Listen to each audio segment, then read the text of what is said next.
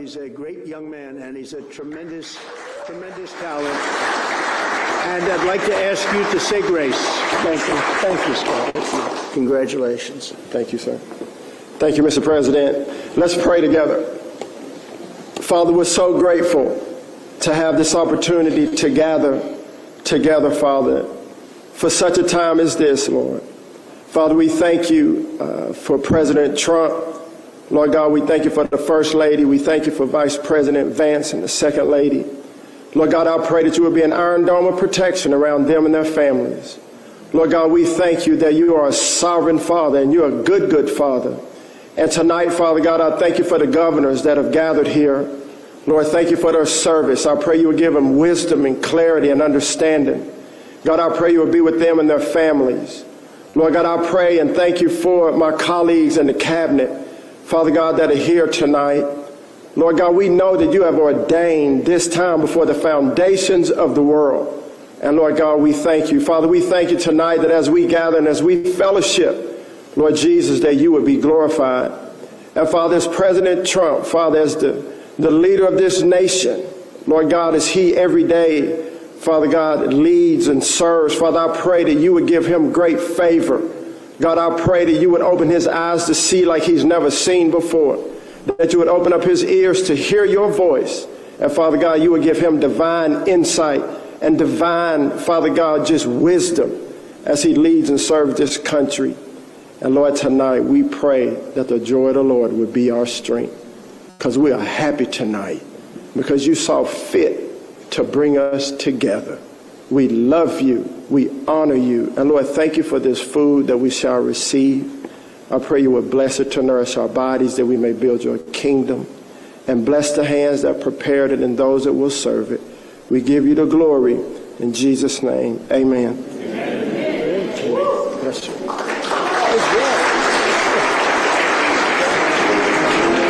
Thank you very much. Happy Sunday, and I bet that's something you don't see on any network anywhere. They're not going to show that. We're going to show the entirety of his 10-minute or so speech right after this, but being that it's Sunday, I kind of did it backwards. President Trump had Scott Turner come up and give the grace before they had the dinner last night.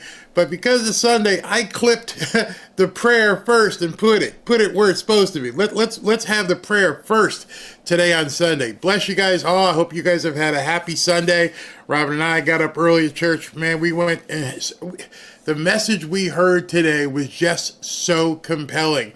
A young gentleman who is paralyzed playing football, which I can completely understand because somebody got paralyzed right in front of me one day in high school. Just watched this kid miss a block and saw him jam his neck, and next thing we know, we're on the sidelines and a helicopter's parking and woke us up. And imagine that, and then having to go back and finish the game.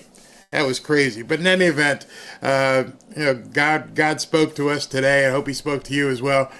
And if you're not a praying person, it's okay. One day you'll get there.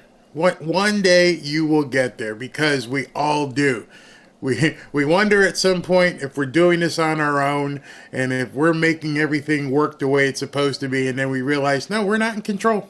Not in control at all. And not trying to take the words of Carrie Underwood's song, but at some point we all just have to go, Jesus, take the wheel. And I've seen it myself. Speaking of which, if you guys saw what I posted on X yesterday, which was Saturday, like I told you, I wanted to plant my flag on the weekends because all the big guys take the weekend off. So I realized there was a way to begin growing things by bringing some news, because people aren't going to be here on the weekends. I'll talk to you more about that after we see President Trump talk. So yesterday, we came in number 4 in the nation. I was absolutely blown away. I'm talking to Robin, and she's like, "Did you see this?" I'm like, "No, I didn't see it yet," because we check it every morning, and it's just stunning sometimes when you look at these numbers. And it's not so much the numbers, because numbers are what they are. What's stunning is the people that make up the numbers. And, you know, when I look at this and I say, okay, who are the top news live streams in the entire country yesterday? Right Side Broadcasting, live now from Fox, Right Side Broadcasting. So they had their YouTube and their Rumble were both high. And then this dude shows up at number 4. And I'm like, Lord, thank you. Oh my gosh. And as you scroll down, you see all these big names underneath. You know, Bannon's War Room, and then, of course, Newsmax and NBC News and Newsmax again, and, you know, really big names down here. Scott Adams, CPAC. I covered CPAC and beat them. And here's my Rumble channel in between, you know, their two channels, and we did more watching with me than they did watching their own show. And I just want to take a minute, because this is not a gloat session. This is a give blessings, give thanks session. This is me saying thank you very much. I'm going to try and remember everybody. Roaring Rage, SV, Severo, Tommy Lawrence, and of course I'm forgetting one in there somewhere, because I always do. Beth. Sorry, Beth. But those 5 people, along with Robin and Ashley, they work really hard. They're not paid. They do this because they want to be a part of it. We don't have $1 million studio. I don't have $1 million crew like NBC News or even Right Side. It's only because you guys tune in to watch, and I will never ever take that for granted. What we've built here with our little fanfare family that continues to grow. I'm really, really excited about what the future holds. And I want to say thank you as much as possible. That's why we give out the hoodies. That's why we give out the Bibles. Planning some sort of get together down here in Boca if you guys can make it, or anybody wants to make it.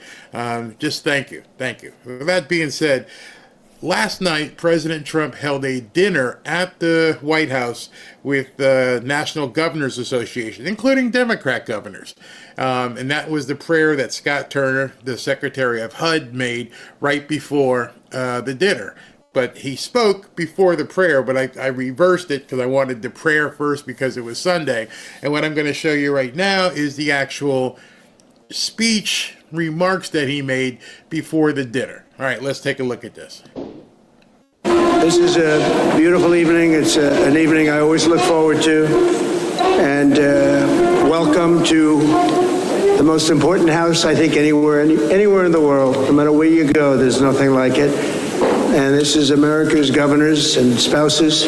And someday, somebody sitting in this room is probably going to be here for 4 or 8 years.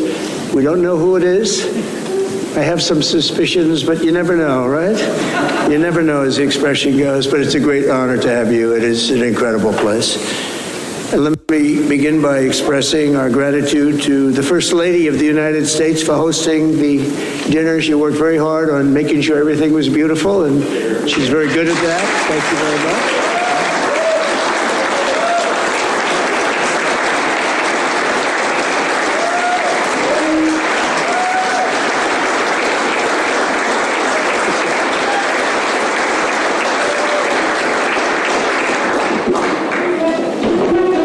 You know, it's time flies, and I just realized this is the 5th Governor's Ball that Melania and I have hosted, and thank you for doing such a great job, and really great, really beautiful. Made the evening beautiful.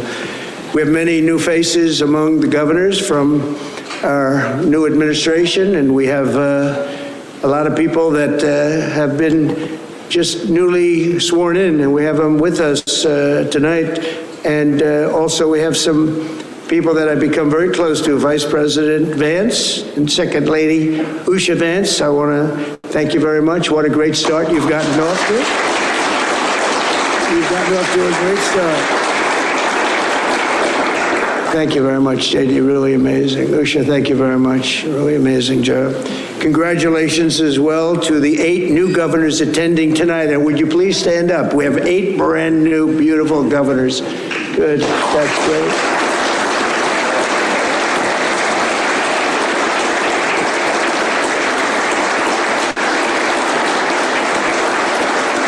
Thank you very much. Thank you. It's a good-looking group. I'm fortunate to have some of your most outstanding former colleagues as members of my team, and they're doing an incredible job, including former Governor of North Dakota, Doug. Where's Doug? Doug Berger. And Catherine. Thank you. And he's looking for that energy along with Chris, isn't he, huh? And former Governor of South Dakota, Kristi Noem, who's doing an incredible job. Thank you, Kristi. Great job. Thank you, Kristi. Great job. The governors and president have really a special bond because we're all executives and we have to get the job done for the people, and you're doing the job and I'm doing the job and we're working together, and my numbers right in your wallets and right on your person, because I am open to anybody, Republican or Democrat. If we can help, you're going to call me up and we'll take care of it. You'll call the secretaries, you'll call the cabinet members, but if they don't do the job, and I think they will, you'll call me and we'll take care of it. And that's Republican or Democrat, and I'll take maybe the Democrat call even first. How about that? Can I say that?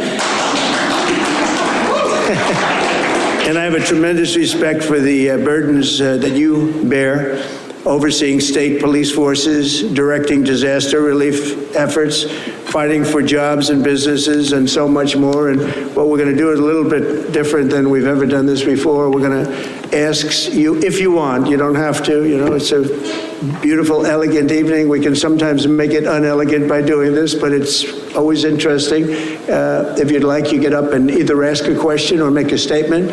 And ideally, it's going to be a statement of unity, maybe for tonight. But whether it is or not, we don't care. We've been through it all, right, Ron? You mentioned unity, and I know you met with the Live and PGA. That's right. Are you going to be able to bring golf back together? Well, that's an interesting question. He's a very good golfer, and he asked that question. I think there's a good chance that we'll do that. I do. I think there's a very good chance, and it should be together. So that's an interesting question for you to ask. So we're going to ask if you want to get up and say something as we progress. This evening, we're not Democrats or Republicans. We're America's chief executives, and together we have to make our country run and run properly. We'd love your cooperation on energy, and we have some of the greatest energy people in the world in this room tonight, and they're working for the administration. Chris is here someplace. Where is Chris? Chris, thank you very much. Everybody knows him. They couldn't believe that we got you, but he gave up a lot to do this, and he's said to be the best anywhere in the world, so thank you very much. We appreciate it very much, Chris. We also want your assistance on public safety, especially removing foreign terrorist organizations from America, removing some really bad guys and bad people from America, and we're going to get them out for you. We'll be doing you a big service, and we'll get them out. We're bringing them back to the states where they came from. We don't have one country that says no. We had a lot of them that said no, but that lasted about 2 hours, and all of a sudden they're all saying yes. But we'll get them back, and we'll get them out, and we'll make your state a lot safer. And on deregulation, we'll be creating maximum deregulation and maximum numbers of jobs. And I think it has a lot to do. One has a lot to do with the other.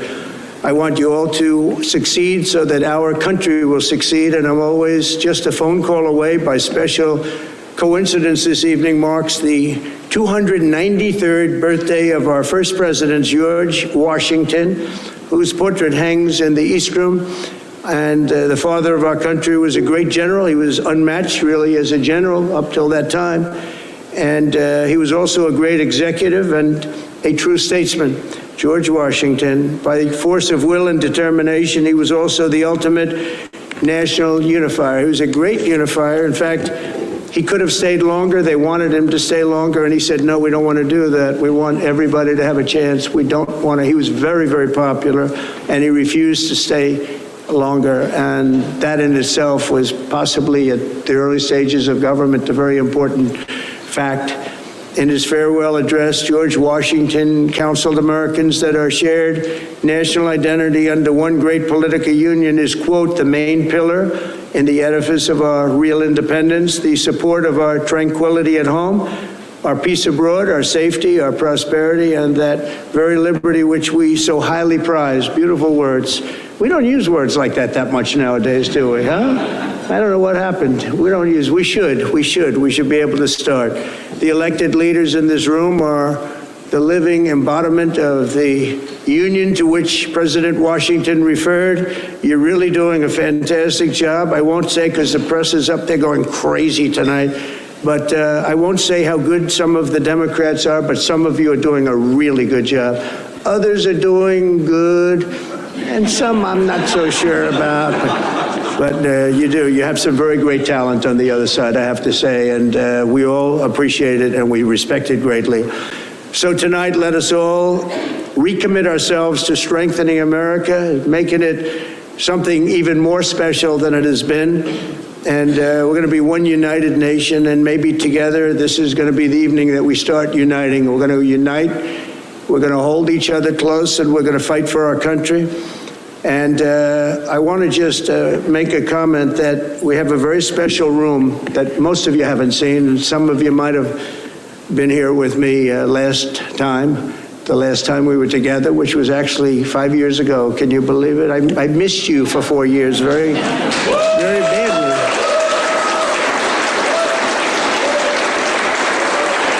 That was a long journey back, Melania, wasn't it? It was a long, tough, that was a nasty journey. Don't ever try it.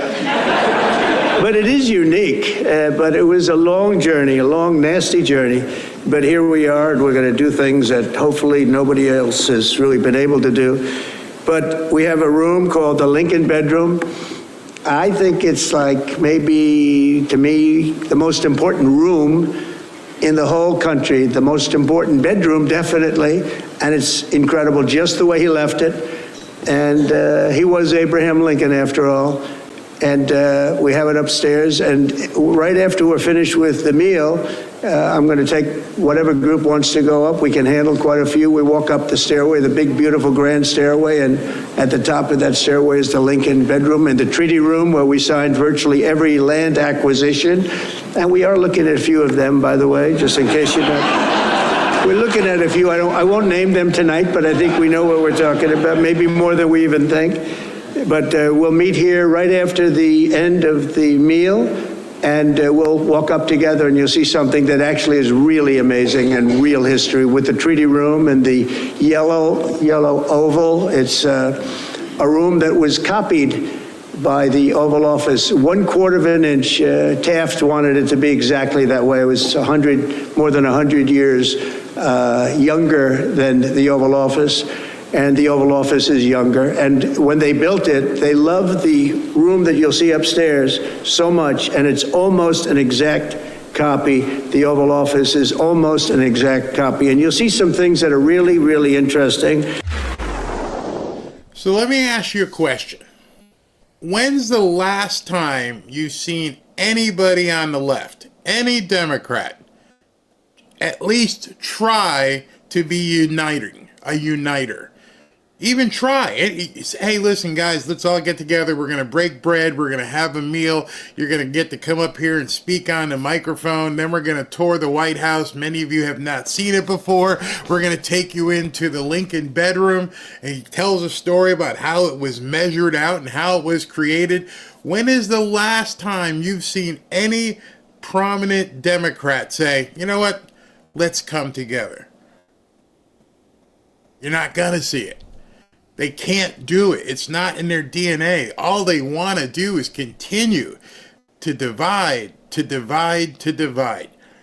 They can't even pivot from the things that have lost. But there's a little bit of a pivot coming. I told you it was coming. I didn't know when and I didn't know who, but I told you that the mainstream media was imploding. And imploding it has. So, without further ado, we got a little bit of, older, later breaking news. Breaking news into the Fanfare news feed. All righty. Where is it? Oh, okay. That didn't work the way it's supposed to. Your thoughts, Byron Donalds, who walked out after Dixie was played in New York and has no shame there. They say he's going to be the governor of Florida now. Before we listen to this clip, Many of you, if not all of you, already know the Wicked Witch is gone. She's gone, been fired. She got fired on her day off. If you guys ever seen the movie Friday, you know exactly what I'm talking about. Joy Reid is history. Joy Reid is probably the biggest domino to fall thus far. You know what happened to Jim Acosta. You know, there's a couple other smaller ones that have kind of fallen through the wayside.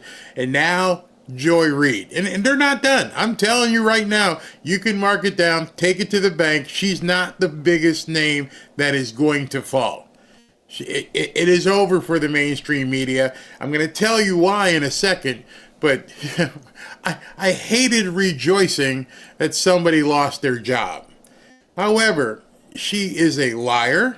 She is a racial grievance merchant. She does nothing to unify the country. She doesn't even unify what little viewers she even has, or had now at this point. She did nothing but spew vitriol over and over and over every night. She didn't want to have any kind of merge between the races. She didn't want to have any sort of reach out or olive branch to someone who is on the other side of the political divide. She is a Marxist. She is an actor, actress, whatever you want to say. She was in it for the money, and that's it. And now, I hope she's got a big parachute. She probably got about a couple $1 million to walk away. You can leave, but here's your parachute. So I don't feel that bad for her. Not whatsoever. Not what she has perpetuated on the American people for a number of years. I mean, at this point, the only thing she was good for was for people to cut clips and show and say, oh man, this woman's outrageous. And I think she knew that, and that was her only chance of saving herself, was to be so bombastic, so out there, that hopefully people would cut clips and put them out there on X and have people bleed over and watch her show. It didn't work. The only clips that people cut were to make fun of her and tell everybody you don't need to watch her. So it just completely went the opposite way for her. I don't feel sorry. I pray that her heart will change, especially today on a Sunday. But this woman, she was a boil on the butt of broadcasting. And here's what she's going to do, because there is not a single network out there that's going to bring Joy Reid on. It would be suicide. Even lowly CNN is not going to bring on Joy Reid. So her broadcasting career, unless she takes a chair at The View, which was probably next, is essentially over. And she's going to go the way of Don Lemon, and she's going to go the way of Jim Acosta and some of these people, Jennifer Rubin, and she's going to try to create a podcast.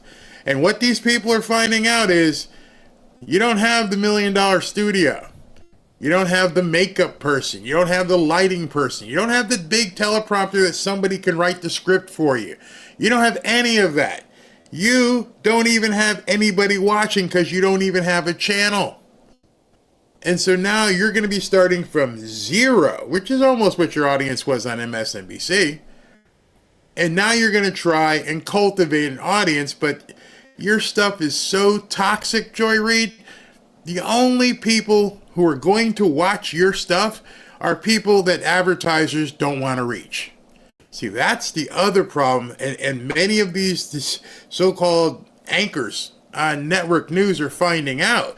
You see, the advertisers, which we're going to talk about, they want the network. They buy the network, not so much the person. Certain instances, if there's a big person, like obviously with Rush Limbaugh, they bought Rush Limbaugh, possibly with Hannity, or when Tucker was on air, they bought the Tucker slot. But for NBC, MSNBC, it's basically buying the network. And she is going to be radioactive to advertisers. In addition to being radioactive with advertisers, you guys know there's much I can't speak about on YouTube. They slap you down if you go too far. Well, every single one of her shows and every single show that she talks, she goes too far. Nobody's going to want to touch what she has to say. I've been through it. I'm telling you right now, some of the stuff that she says will not pass the muster on YouTube. Definitely won't. She won't get anybody on Rumble. So she better live the rest of her days. Go ahead and write a book or do something. You know, you got your $1 million parachute, but you are absolutely toast. You're kryptonite. No one's going to want to touch this woman.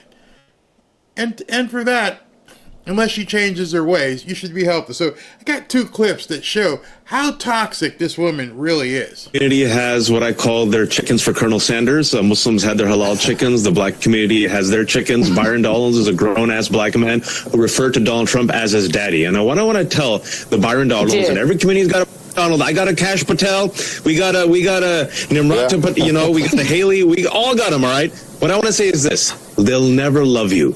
They'll never love you. No matter what you do, they'll never love you. You can never wipe out that brown or black skin. See, that's something that the racists really say all the time. I can't tell you how many times I've gotten it. Oh, they're never going to love you, Barry. They don't care about you. They're not going to take care of you. To which point I say, A, I'm not asking a president to love me. B, I'm not asking a president or anyone else to take care of me. That's the problem with the liberal mindset. Their mindset believes everybody needs to be taken care of, and that your government, you should love your government like your government loves you, when that's a complete fallacy. All I need from government, get out of my pocket and open the door. Just get out of my way. Let me go ahead and, do it on performance, based on merit, based on work ethic. Just let me do me and stay out of my life. And in that regard, everything's fine. Yeah, I'll drive 55 on the highway, and I'll stop at the red light and do all the things that don't cause anarchy. But other than that, just stay out of my life. These people want you to love government.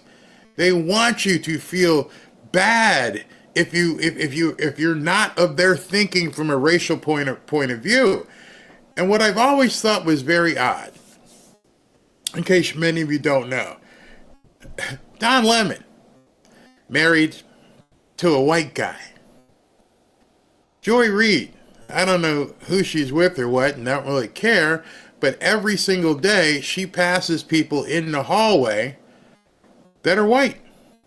Rachel Maddow, white. You can't take a broad brush and tell people they can't be a certain way, because that makes you a complete phony. How could you sit in the lunchroom or wherever and even look at Rachel Maddow if that's how you feel about white people? You can't tell me, oh, it's only those white people. Those white people that follow Trump, those are the ones that, we don't want nothing to do with. You'd have to be an idiot. There's no preferential group inside of a race that you are dividing.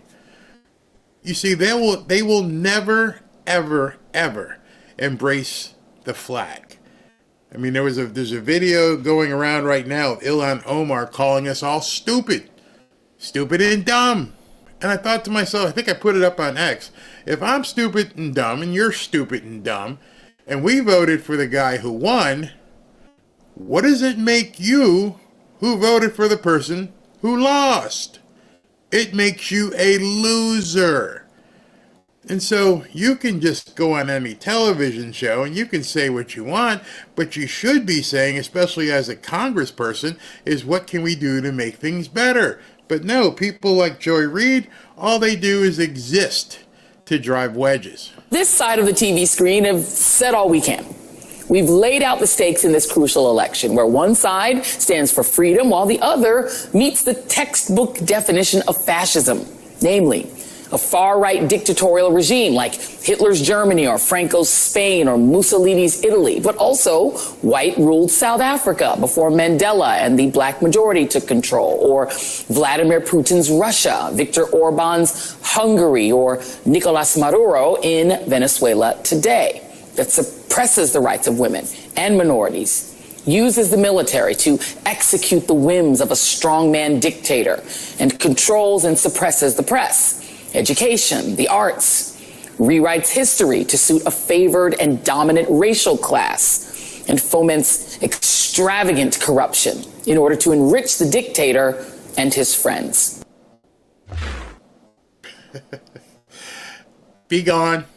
Thank you, MSNBC. I never thought there would come a day when I'd be thanking MSNBC. She was a stain on all of humanity, not just in the broadcast world.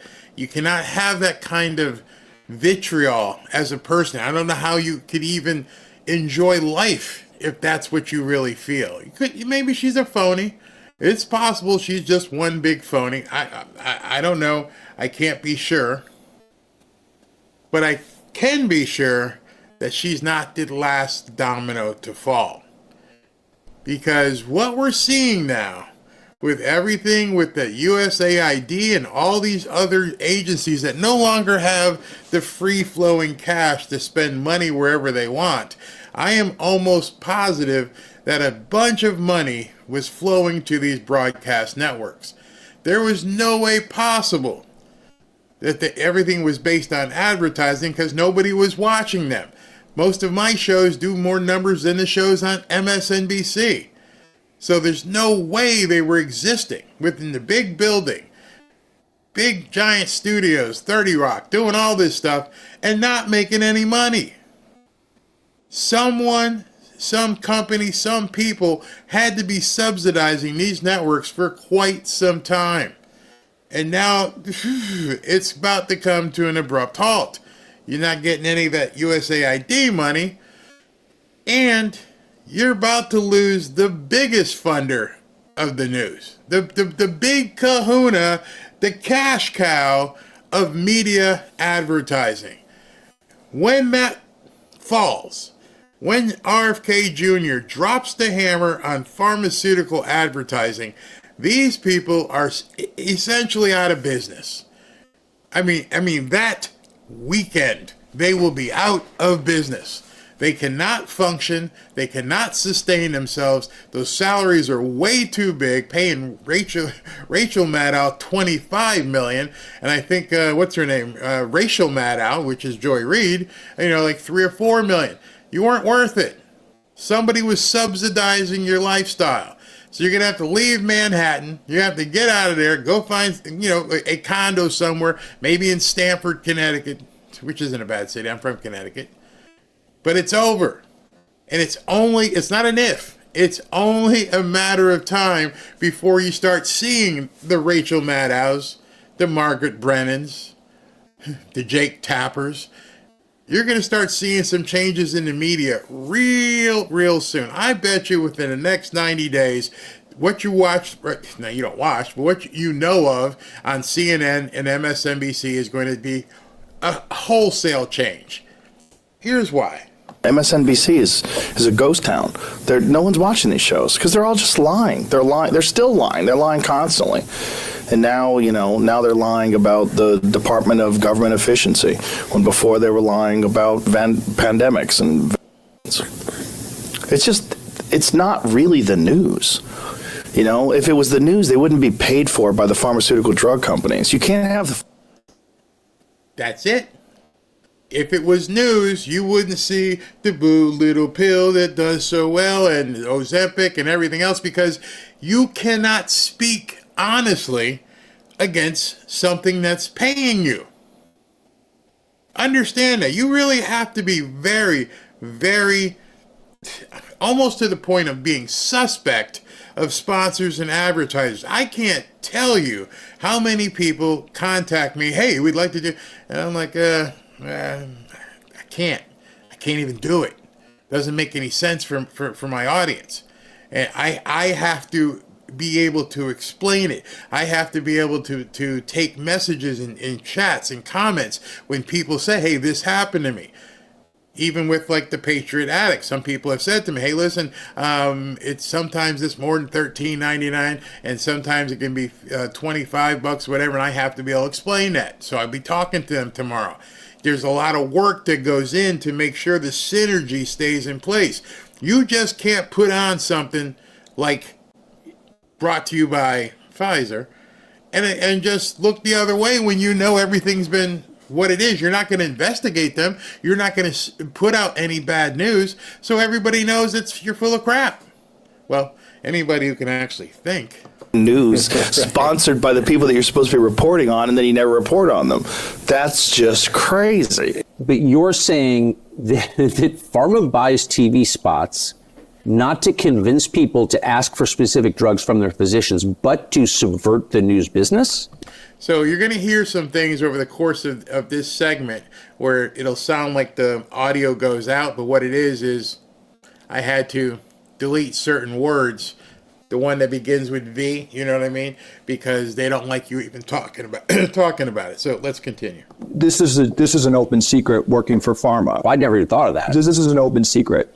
The kind of silly ads you see between the news breaks, the points of that it's marginally to impact the customer. But the pharma's already got that. They've already bought off the doctors. They're good on that. No, this is an open secret. The news ad spending from pharma is a public relation lobbying tactic, essentially, to buy off the news. The news is they're not investigating pharma. I've noticed. The news has become basically a referee that you were a terrible anti-science Luddite for asking why, the that we require our kids to get that fundamentally by their own advertising change the immune system of that child for life, why it's gone from 20 to 70. To even ask that question, the news referees that and calls you anti-science when the two largest makers in the country are literally criminal enterprises. GlaxoSmithKline and Merck, in the past 5 years, has settled two of the largest criminal penalties in American corporate history for bribing doctors and creating misleading research, who are the two largest vaccine makers. So you literally have the media playing referee that you can't even ask a question. Parent is actually... If you have You're seeing that right now. If by chance you turn on any station, Fox does seem to talk about it, and of course Newsmax. But if you look at ABC, NBC, CBS, MSNBC, CNN, they never talk about what's happening with all this USAID stuff. Everything associated with anything anyone's doing in that regard, anything Elon is doing is wrong. There is no right as far as they're concerned. Every single aspect of every single action that they are taking is wrong, which is impossible. Just by the sheer math of doing things, everything can't be 100% wrong. In their eyes, everything's wrong. And then if you ask them what's wrong, they can't tell you. Because they can't mention a number. Except for that one woman who went to the press conference who thought she had a gotcha and said, it wasn't $50 million in condoms to Gaza. It was actually $50 million in Mozambique. And she looked stupid because everybody's like, so?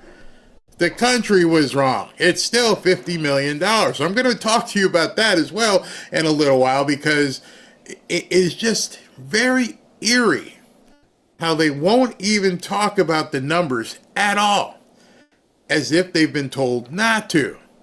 Because that's the only reason. I mean, you hear Trump, he's talking about, I'm sure he said it last night. You hear him talking about it every chance he gets, and he takes it out, or it's on the teleprompter, and he reads through the list of all these things that are happening. They won't talk about it at all. How is that news? How is it news if you won't report on the news? Who are you trying to protect by saying everything is bad? And now today, if you've tuned in on anything, everybody getting fired is bad. You should never, ever, ever, ever fire anybody.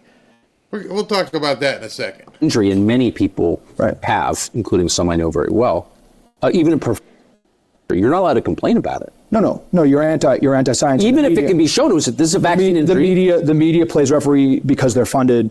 But so in all levels, right? Wow. On all levels. And I'm very dark, Callie means. Well, I think it's hopefully empowering. I think this is why we have an opportunity here, Tucker. Like Ozempic, this is not some new, it's kind of this funny thing, it's kind of vain, I can lose weight.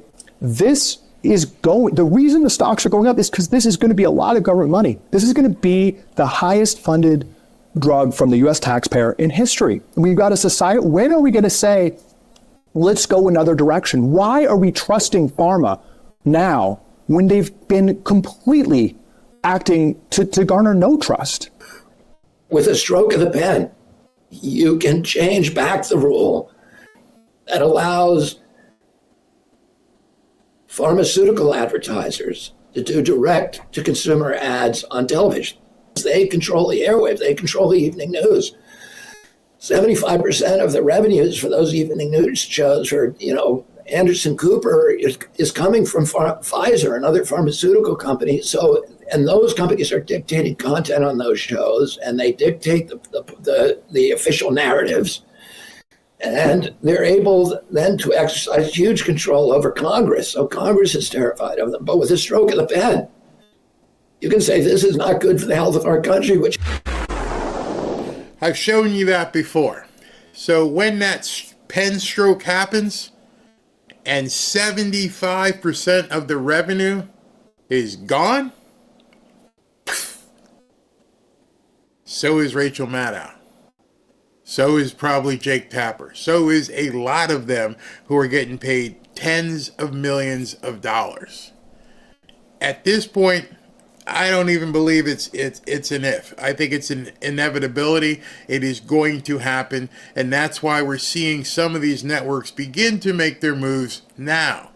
They realize if you wait until the day when they cut your dollars, you're going to be at a loss for quite some time. Cut your bait right now. Be done with it. Get rid of Rachel Maddow, then get rid of Rachel Maddow, and then just start bringing in low budget hosts. But the big problem with these networks isn't even the host. It's the ideology. If you can't change your ideology, you are not going to broaden your reach. If you can't broaden your reach, you're not going to be able to bring in additional dollars. They hate it, but their model is Elon Musk. Elon Musk dumped $44 billion into Twitter. And everybody said he's going to lose his everything.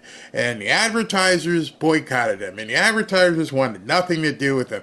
And everybody laughed. And when he cut the staff by 90%, they're like, this guy has no idea of anything about business. And now, today, in a short period of time, the advertisers have come flocking back. Why? Because that's where the eyeballs are. They tried everything they could do to put Elon Musk and X and Twitter out of business after he bought it, and it all failed. And it failed because eventually the advertisers have to sell product.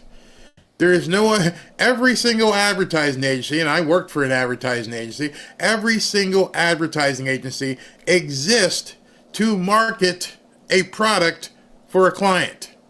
Or a string of clients. And so what you do is say, okay, I need to get this information out to the broadest amount of people.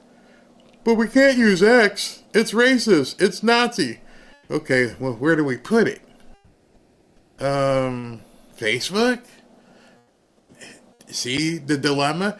In order for them to raise revenue, you need to have the eyeballs. You don't have the eyeballs, you're not going to raise any revenue.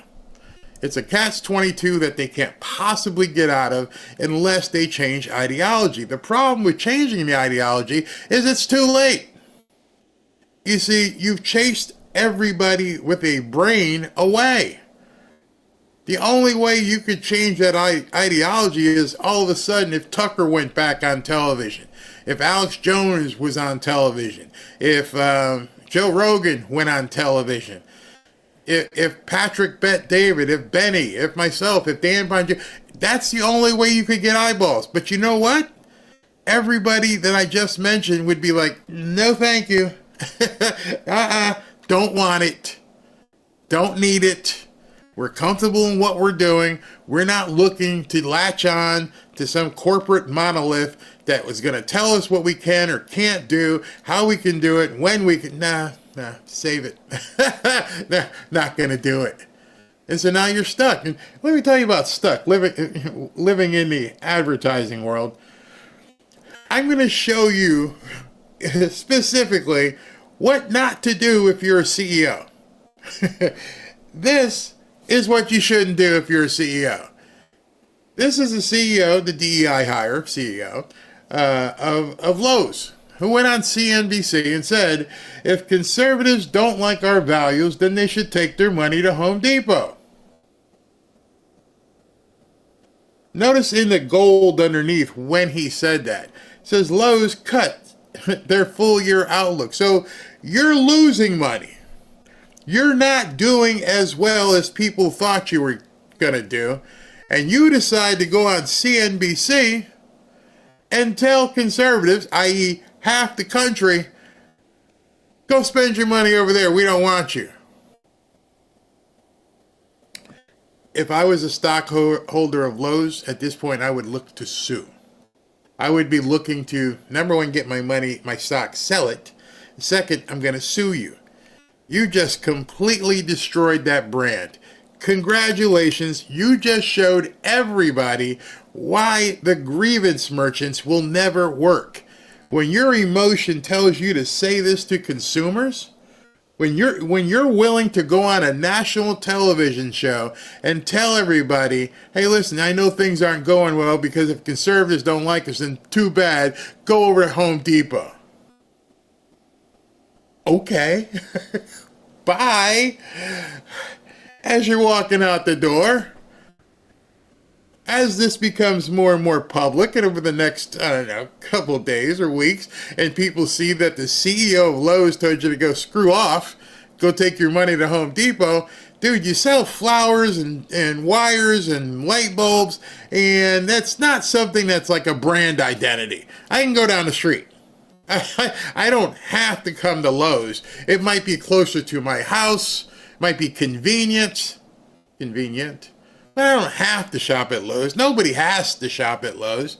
And so you just told us, I don't care about you, don't want your money. And I just want to make sure you all read that. That's an actual quote. So if you step foot in Lowe's again, that's on you. But me personally, I don't want to go to some place where the people behind the counter don't like me. You just screwed all of your employees. You just told us that your DEI ideology, that everything you hold dear, that you pray at the altar of, you do it in spite of your shareholders and your employees. Because everyone in your orbit is going to get hurt. And you don't care. I don't know why these people are willing to die on this hill. But they are. They're absolutely willing to die on this hill. It makes Trump's job pretty easy. Even though he's got to go through the labyrinth of the courts and everything else, it kind of makes the job, or actually the job description, pretty easy. That job description is actually do everything that they're not. that's pretty much it. Hey, what are we going to do, boss? Everything these people aren't. Do a Costanza. Don't do anything these nuts do. And American people will love it. Because we do. We don't want that. Hey, don't eat here if you're a conservative. Okay. Don't drive this car if you're... Okay. We won't. Thank you for telling us. I wish more of you would put that on your billboards. Hi, Lowe's. We hate conservatives. Joe's Pizza. We hate MAGA. Tell me up front. Don't be shy. Don't be afraid. Be women and men and stand up and put it on your door. We won't be upset. We would rather you tell us you hate us than lie to us and spit in our food or give us crappy goods because you think you're doing something to us. Please, broadcast it. Tell everybody. Unfortunately, I feel bad for your employees and stuff, but you brought it on yourself. All right, so let me take a second here and talk to you about some Lear Capital. As you know, President Trump has assembled the Avengers to make America great again. And of course, we're all excited and ready to see them get to work. But with everything we're seeing right now, don't take your eye off the ball. Things could get much worse before they get better. With the possibility of World War III still looming And with the Democrats doing everything they can to impede Trump, you still need to keep your guard up and your money protected. Oh, and our national debt is still massively increasing. Don't get me wrong, I have high hopes for Trump's America, but I also have a family to look out for. You see, Trump and the Avengers have quite the uphill battle ahead. That's why I'm making sure I'm protected, and I'm recommending that you do the same. One way to be protected is by diversifying your portfolio. That's why on this channel I've been happy to partner with Lear Capital. As you know, I've been involved in real estate for quite some time, and although I dabbled in gold and silver, Kevin and his staff at Lear have helped to educate me even further, especially in regards to silver. Give Lear a call today and they'll show you how easy it is to move some of your savings or your retirement account into gold and silver. Gold and silver have been proven to hold value and protect wealth for the long term. Call Lear today at 800-601-5430 or go to learberry.com to get your free gold and silver wealth protection guides. There's no obligation, just free information. Many of you have seen my interviews with Lear founder Kevin Demerit, and I can tell you this company is solid and likes to educate their customers. Just so you know, Lear has over 27 years of experience, thousands of 5-star reviews, and over $3 billion in trusted transactions, and is the only company with a 24-hour risk-free purchase. You don't pay unless you're 100% satisfied. So call 800-601-5430 or go to learberry.com.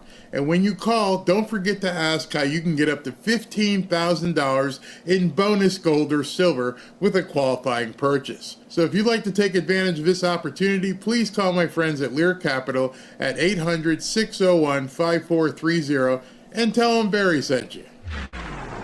All right, so with this pending audit of Fort Knox, and I'm not telling anybody what to do.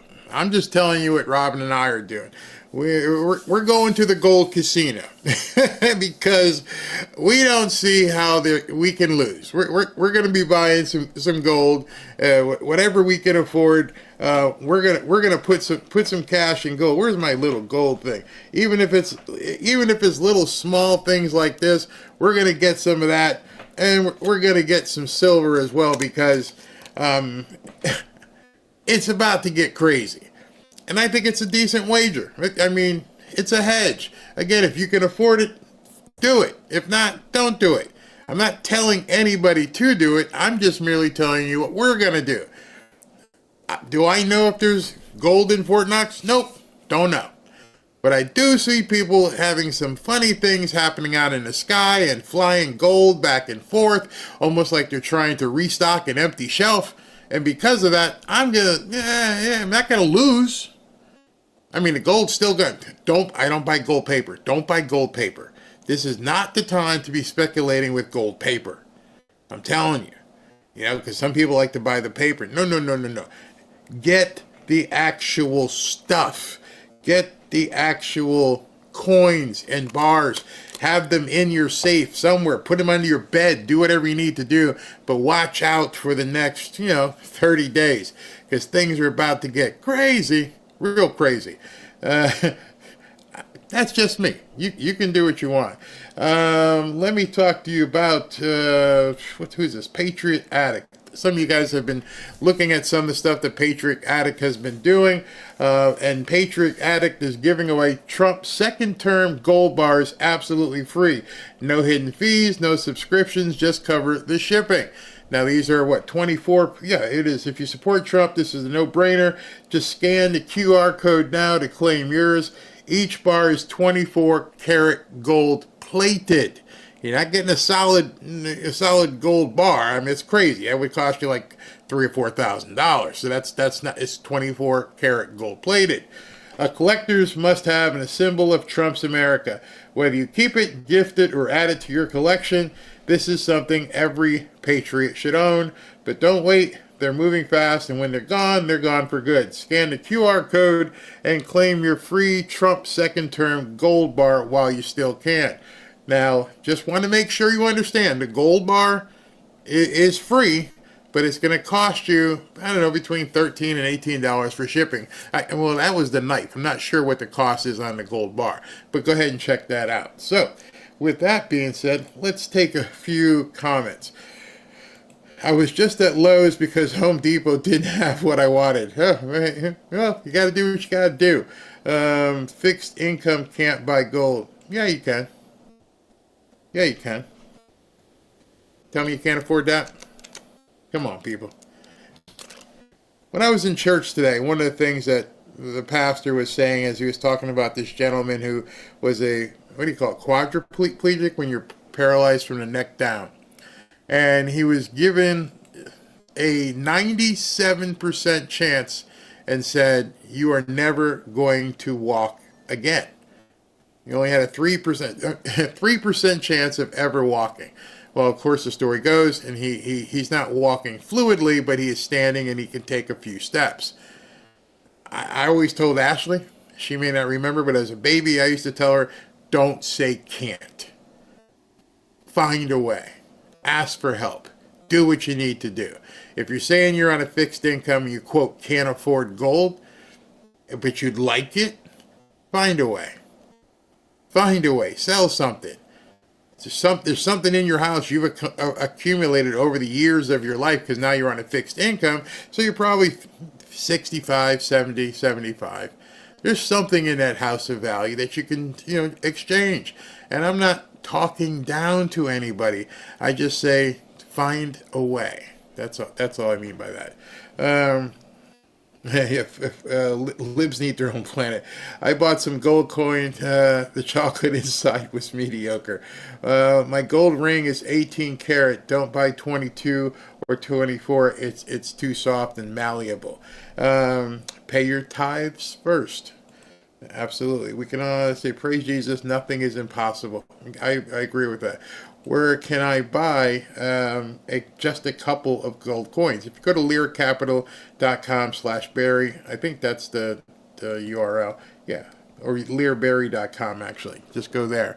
If you call, you can't because there's a minimum, but if you go to the website, you should be able to buy cheaper. And again, I'm not pushing you. I'm saying do what's best for your own self-interest. That's what I'm saying. Multiple sites claim Lowe's quote is fake. Well, CNBC? Multiple sites. Again, news is what somebody decides it is. And if it was on CNBC, then that's what it is. And also understand the news works to protect people who make mistakes. Meaning, after the blowback came, it is entirely possible. It's like, get out there, minions, and tell everybody, no. I will tell you this, I did not see a community note. Community notes are pretty quick to come out and say, no, hey, that's not true. So, be careful what you listen to. Look it up yourself. Send Lowe's a note. Ask Lowe's. Text to CNBC. Yeah, do stuff like that. All right, so we got this little dude in Ukraine. I don't know what we're going to do with him. I mean, I'm going to take the deal. I'm not going to take the deal. I'm going to take the deal. And then he comes out and bloviates and says some really stupid stuff today. Check this out. При всій повазі до партнерів, але, я стійко стою, тому що це правдива ситуація. Абсолютно ми праві. І друга ситуація, якщо чесно, навіть 100 мільярдів я не готовий фіксувати. Поясню чому. Тому що ми не маємо визнавати гранти як борги. Подобається це чи не подобається? Я домовлявся з Байденом і домовлявся з Конгресом Сполучених Штатів Америки. Я вдячен Конгресу. Це була присутність двох партій і підтримка. Okay, so if you haven't been following along to the little actor in Ukraine, this came out today. I don't know you, Jack. It was a grant. The United States gifted us the money.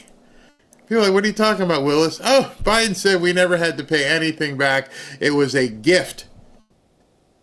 Well, I'm in the United States. I didn't agree to gifting Ukraine any money. What do you mean it's a gift? How can this guy just make up anything he wants? Because the more you make up like this, the less credible you sound otherwise. If you really think that a sovereign nation like the United States said, hey, listen, we'll give you $500 billion as a grant. You don't have to pay us back anything. Here. Nobody said that. I cannot even fathom that Joe Biden would have said that. And so this guy, yesterday I'm going to take the deal. Now I'm not going to take the deal. And so at this point, who are you going to believe? I personally believe that Zelensky is a walking dead man. Why do you believe that? Because everything he knows, everything he has been involved in with the deep state, with the former president, all the different things he's done, all the biolabs, everything he's done, he knows way too much. And now he's being squeezed by Trump.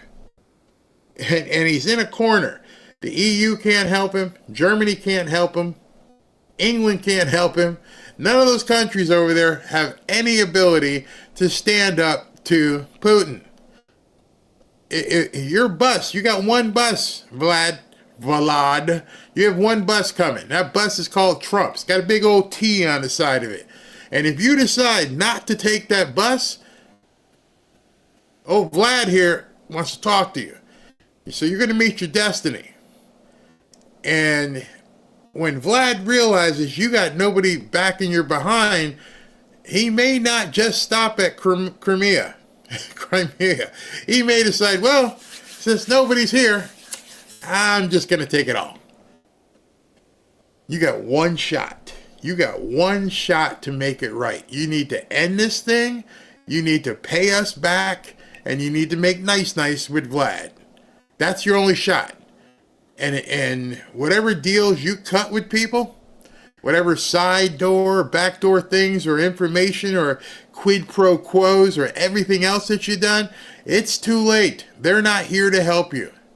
I think all of you can see this at this point, that this negotiation isn't going well for Zelensky.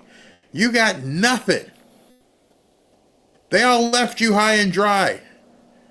They didn't plan on, well, what happens in November if Trump wins? Oh, no, we got it. He's not going to win. Don't worry about it. But what if he does? Don't worry about it. We got this. And then you wake up on November 6th and went, oh, my God, what do we do? Well, you're not the only one doing that. That's a good part. There's many people right now going, oh, what do we do? But they're busy saving their own butts. There's nobody coming for you. Imagine you're in that position. You're a fake wannabe dictator. You were thrust in this position to be a pawn for people around the world to basically do whatever they want, launder whatever they want. And now they're all gone. And Trump and his people come and knocking, and they're like, we've talked to Vlad already. We put you at the children's table. What are we going to do? And understand, if I don't answer the phone, I'm going to tell Vlad he didn't take it, and then it's hands off. Good luck.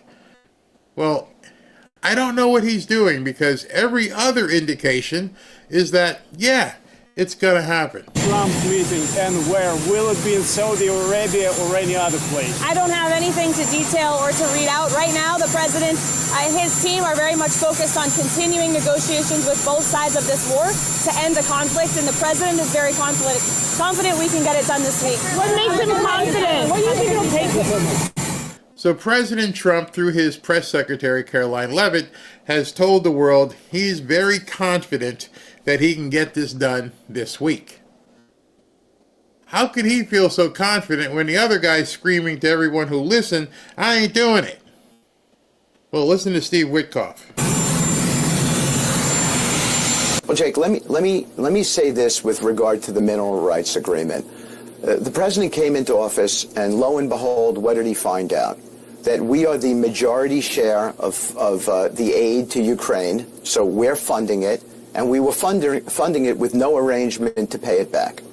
Alternatively, the Europeans, who were most affected by this war, were funding the minority share, and they had agreements to pay it back. So, as is typical of the president, he's very, very sensible. He said to himself, that makes no sense to me. Why would the American public, taxpayers here, be funding the majority share, not get anything back? The Europeans funding the minority share, they get everything back. So this agreement is much about repayment for all that we have done on behalf of the Ukrainian people. And that's the way the president sees it. I expect to see a deal signed this week. You saw President Zelensky waver in his commitment towards that a week ago. The president sent a message to him. He's not wavering anymore. I think there's a reason he's not wavering. It's because he realizes that we have done so much and that agreement belongs being signed. And I think you'll see it signed this week. So, Steve Witkoff is over there. He's involved with Marco Rubio in talking to Zelensky, and he confirmed what the little guy said. Your former president, your dementia-ridden former president, your former cackling vice president gave away your money to Ukraine. Didn't even ask for a promissory note. Didn't even ask for a kiss. Here. Just keep shoveling it out the door as much as we can, as fast as we can. And it wasn't until President Trump got into office that he realized, we don't have any mechanism for repayment? No. Wait a second. Wait a second. You gave away hundreds of billions of dollars? You just said, here? Now I know you're corrupt. Now I know you're criminal. I have no doubt that Pam Bondi and Kash Patel are going to dig really aggressively at this point. Who in their right mind gives away hundreds of billions of dollars and says, nah, it's okay, it's on the house? Who? Tell me. I'd like to meet them. And I think all of you would like to meet them. Someone who's willing to just give hundreds of billions of dollars and say, don't worry about it, it's on the house. Because that's what Joe Biden did. All the other countries had agreements and promissory notes and deals to make sure they got their money back. United States, not so much. How do you feel about that? How do you feel finding out February 22nd, 3rd, that your money, in addition to being stolen from all these different agencies, was given away to a little criminal in Ukraine with no repayment terms whatsoever? Even if he won the war. I don't got to give you anything. Which also means if there were no promises to repay, no deals to repay, there probably was no, codicil on what to use the money for. You have to make that jump. I don't have to pay you back? Nope. Okay. I got the money? Yep. And you're going to keep shoveling me money? Yep. Honey, go buy a couple mansions and a yacht. Because these people stupid. They're just giving us all kind of money so they can do their nefarious things and what they've done. And because I know. You see, now that's where Zelensky's got himself in quite the little pickle. You know that you took this money. You know you took this money in exchange for looking the other way. But the people who you were looking the other way on their behalf now have Donald Trump to answer to. Wow. Yeah, you're right, Robert. I believe some got kicked back to the wicked snakes in our country. The money has to be returned. He ain't got it. That's the deal they're talking about. It's like it's almost like a loan shark. Trump sending over, Luca Brasi there. Hey, you owe me money. Oh, no, the other guy said it was free. I don't care what the other guy said. You owe me money. I want my money. It's on you. And so it's not working. He's tried everything. He's gone to the press. He's telling everybody it was free money. It was an American lottery ticket I hit. I don't have to pay it back. I would not want to be in his position. You have nothing to gain, and you have your life to lose. This is a game of poker of epic proportions. You have basically laundered and stolen American dollars, and you got this guy on your doorstep ready to take you out. And nobody else who can help you. And some of the people who were giving you money are now trying to figure out how they need to take you out because they don't want you blabbing. Sleep light and in different places all the time. Don't answer the phone. Watch what you eat, because right now you are probably the world's most wanted man. Just put yourself in that position. You have taken hundreds of billions of dollars from the United States and some of the dark figures in our country, dark figures in the world. You're facing, your opponent is a guy who would probably think not twice of taking your entire country. And there's nobody behind you that can back you up. Forget it. You're not getting into NATO. You know why?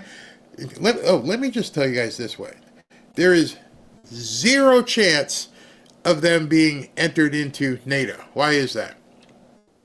Because if the United States votes no, under the NATO treaty, it can't happen. So you're never, ever getting into NATO. Not going to happen. So you have no protection. You have screwed the biggest bookie in New York, per se, and you got nobody to protect you when he comes with the baseball bat to take out your legs. Except one guy. And that one guy says, I'll take care of things with this guy, but you're going to have to pay me. And I think that's why Caroline Leavitt and Steve Witkoff both said, yeah, we think we can get something done by the end of the week. TikTok. TikTok. Buy a new pager from Israel. Zelensky is a common criminal. Yeah, his days are numbered.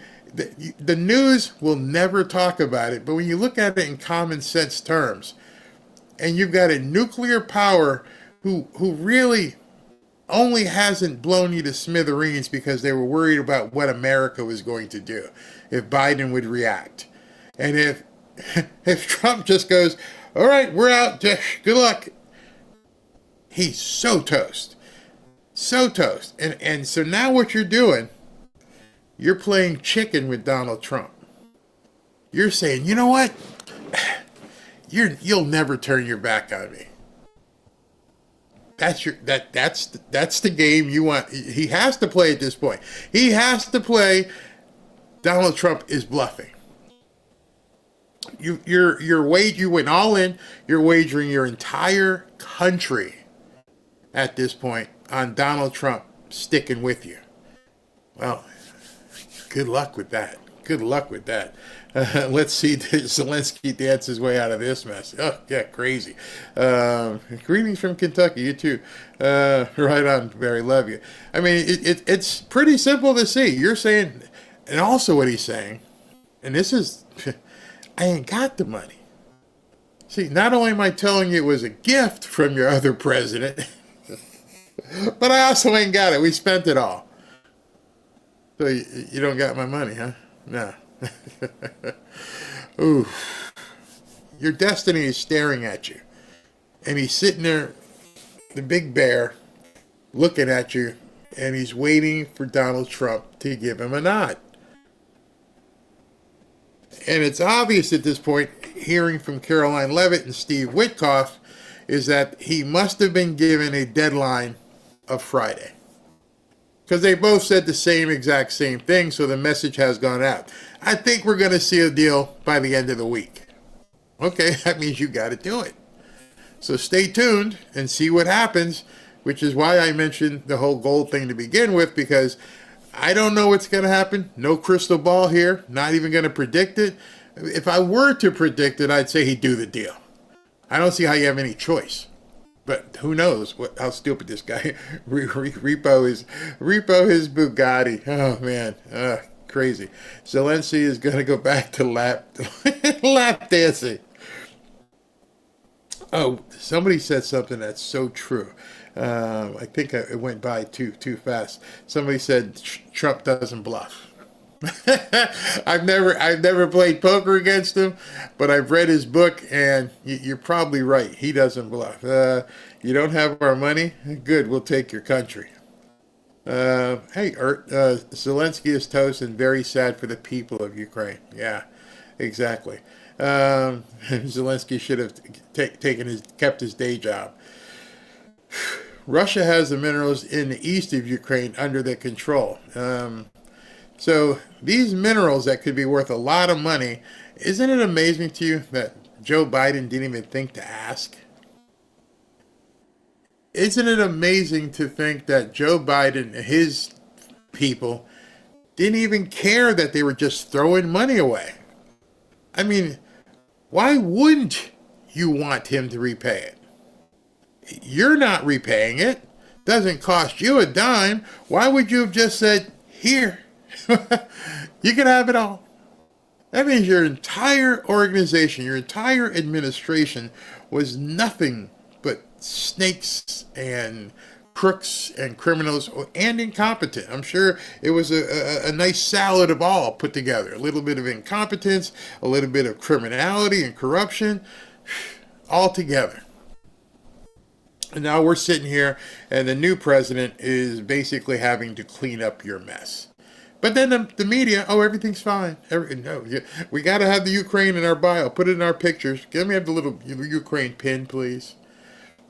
Idiots. Absolutely. Now, thinking of idiots, I want to tell you something. Let's segue here into another story. So you guys know all about these firings. Well, one big thing that you probably heard as well was tomorrow at midnight, not tonight, tomorrow at midnight, all right? These people across government got this email.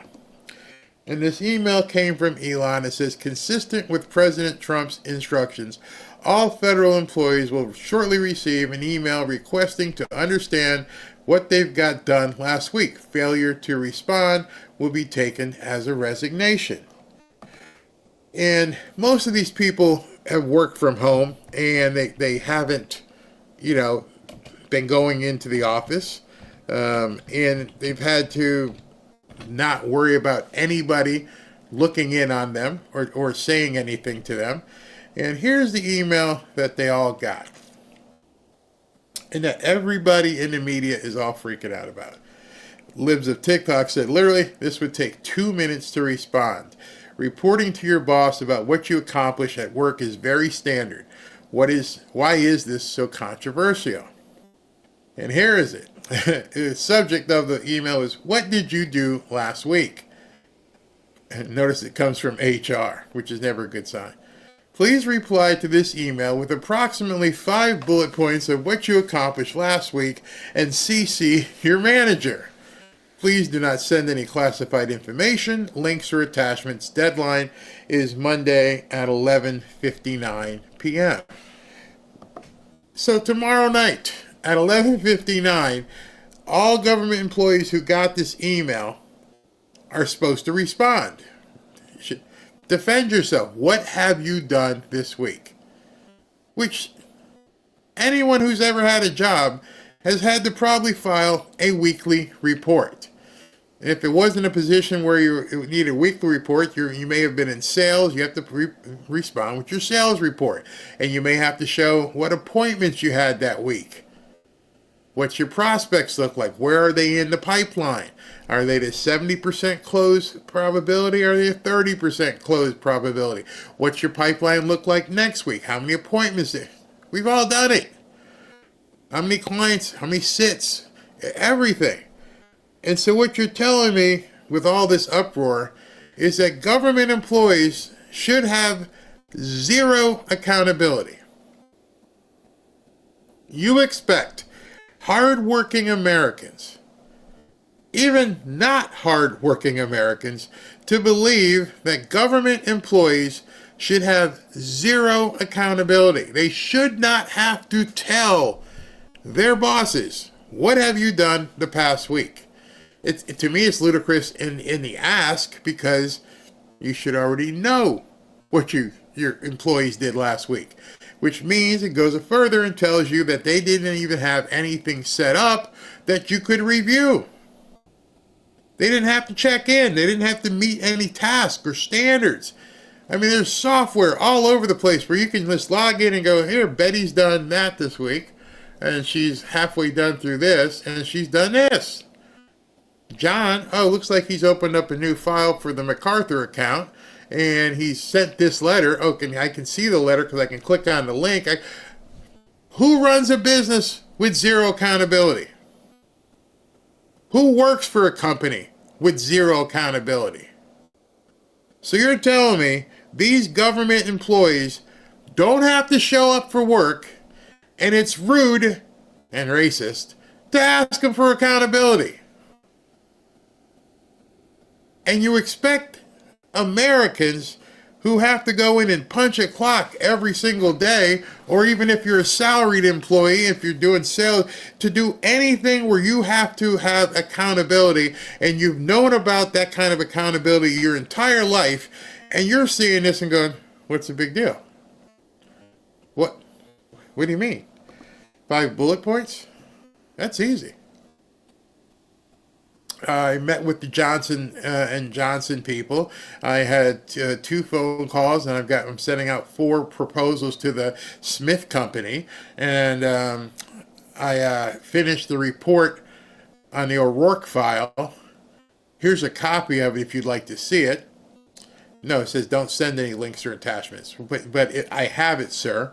And last week also on Friday, just before I left the office, here's a bullet point I did on the Johnson file. Simple. How is it racist and disrespectful to ask accountability? How is it possible that people are freaking out? Especially when you find out this.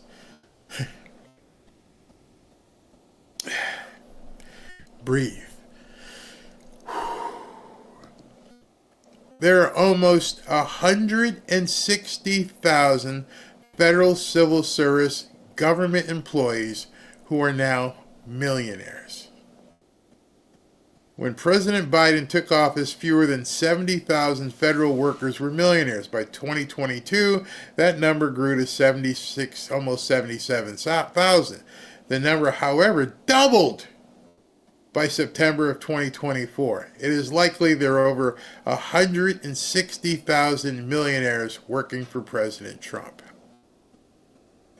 How did you go from 70,000, which that alone is problematic, to more than double the amount of millionaires just in a couple years?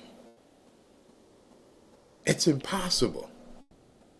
It literally, unless you paid the people $800,000 a year, then I could see, after all the stuff they've done, they might have $1 million left over. But if the average salary is, $120,000, there is no mathematical way that these people could be millionaires in just 2 years. I know what you're thinking right now. You're like, oh, hell no. What is going on? This is why they're freaking out. That is why they're freaking out.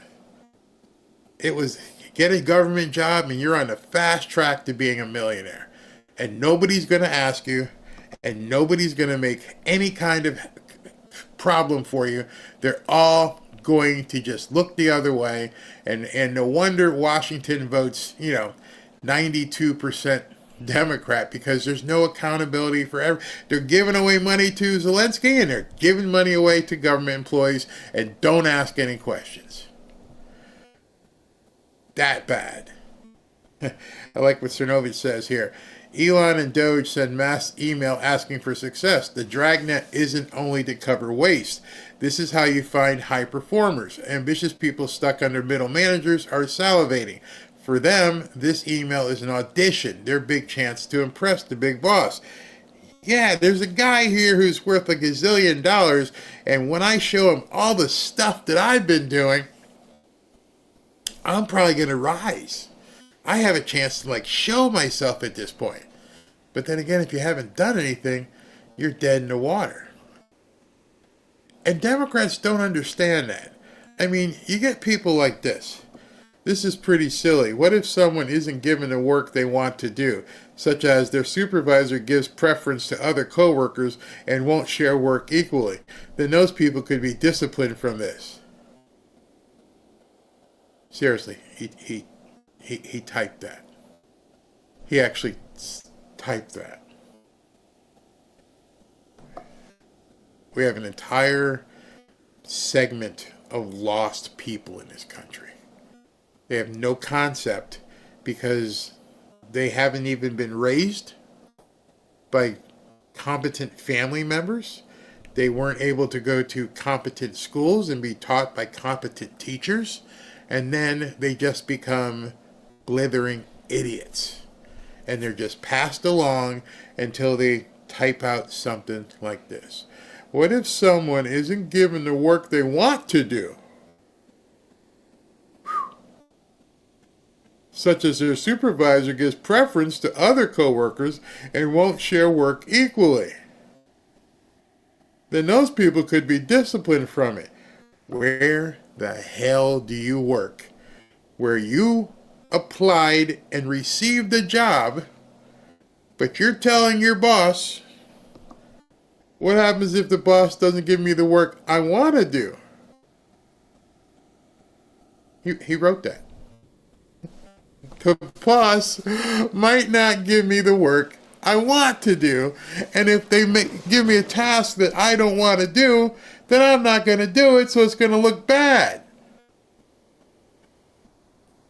You have so much opportunity. If you've raised your kids, if you yourself are looking to do something, you have so much opportunity because there are so many functioning idiots out there.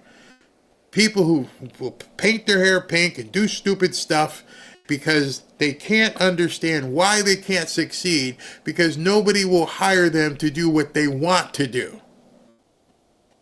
What makes it worse is they went to these jobs and they applied at these jobs knowing what the job description was, and then some stupid employer unfortunately hired them, and then they realized afterwards that Johnny only wants to do what he wants to do, even though you hired him to do this.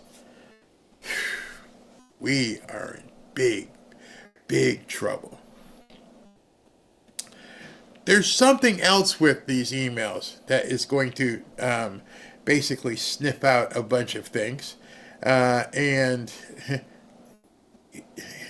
this got sent by Elon. The reason these emails matter is that a significant number of people who are supposed to be working for the government are doing so little work that they are not even checking their emails. You see, let that sink in. They have been sitting at home for 3 years with no bosses even checking on them, not having to fill out any reports, and they don't even open their emails. So I'm going to ask you a question. How does Elon know that? Those of you who've worked in IT or in any sort of management, you already know the answer to that. Those of you who don't realize that whoever's in IT and then whoever manages IT can see if you've even opened your email. So when he types this, he already knows. When they sent that out, they know. I keep telling you this. They know. They're doing so little that they're not even checking their emails. And so what he did, and what Trump allowed him to do, is set a huge bear trap. Monstrous bear trap. You got to reply by midnight of tomorrow, or we're going to take this as your resignation. And you're sitting at home, don't even check your email, maybe not even watch TV, and you don't even know that email came because you haven't checked it for 3 years, and now you're fired because now we know you don't even check your emails. So that's one of the reasons why you're seeing everybody scream on television, whoa, whoa, whoa. They're trying to let people know, check your emails or don't check your emails. Oh, like, oh my God, what are you going to do? Too late. We already know. You never ask a question you don't know the answer to. Hey, big balls, do me an algorithm and let me know how many people haven't even opened an email in the last 14 months. Here you go, boss. All these people haven't even opened? Never mind read. They haven't even opened their emails? Nope.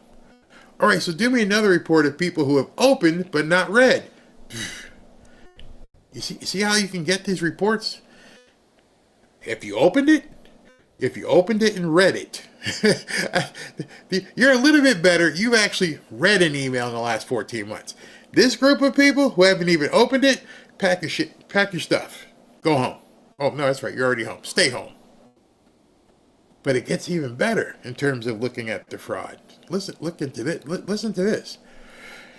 In some cases, we believe non-existent people or the identities of the dead people are being used to collect paychecks. In other words, there's outright fraud. OMG. You see, these people who haven't opened their emails for 3 years, who haven't filled out any reports for 3 years, the only interaction they've been having with their boss, or rather the government, is they've been getting a check for 3 years.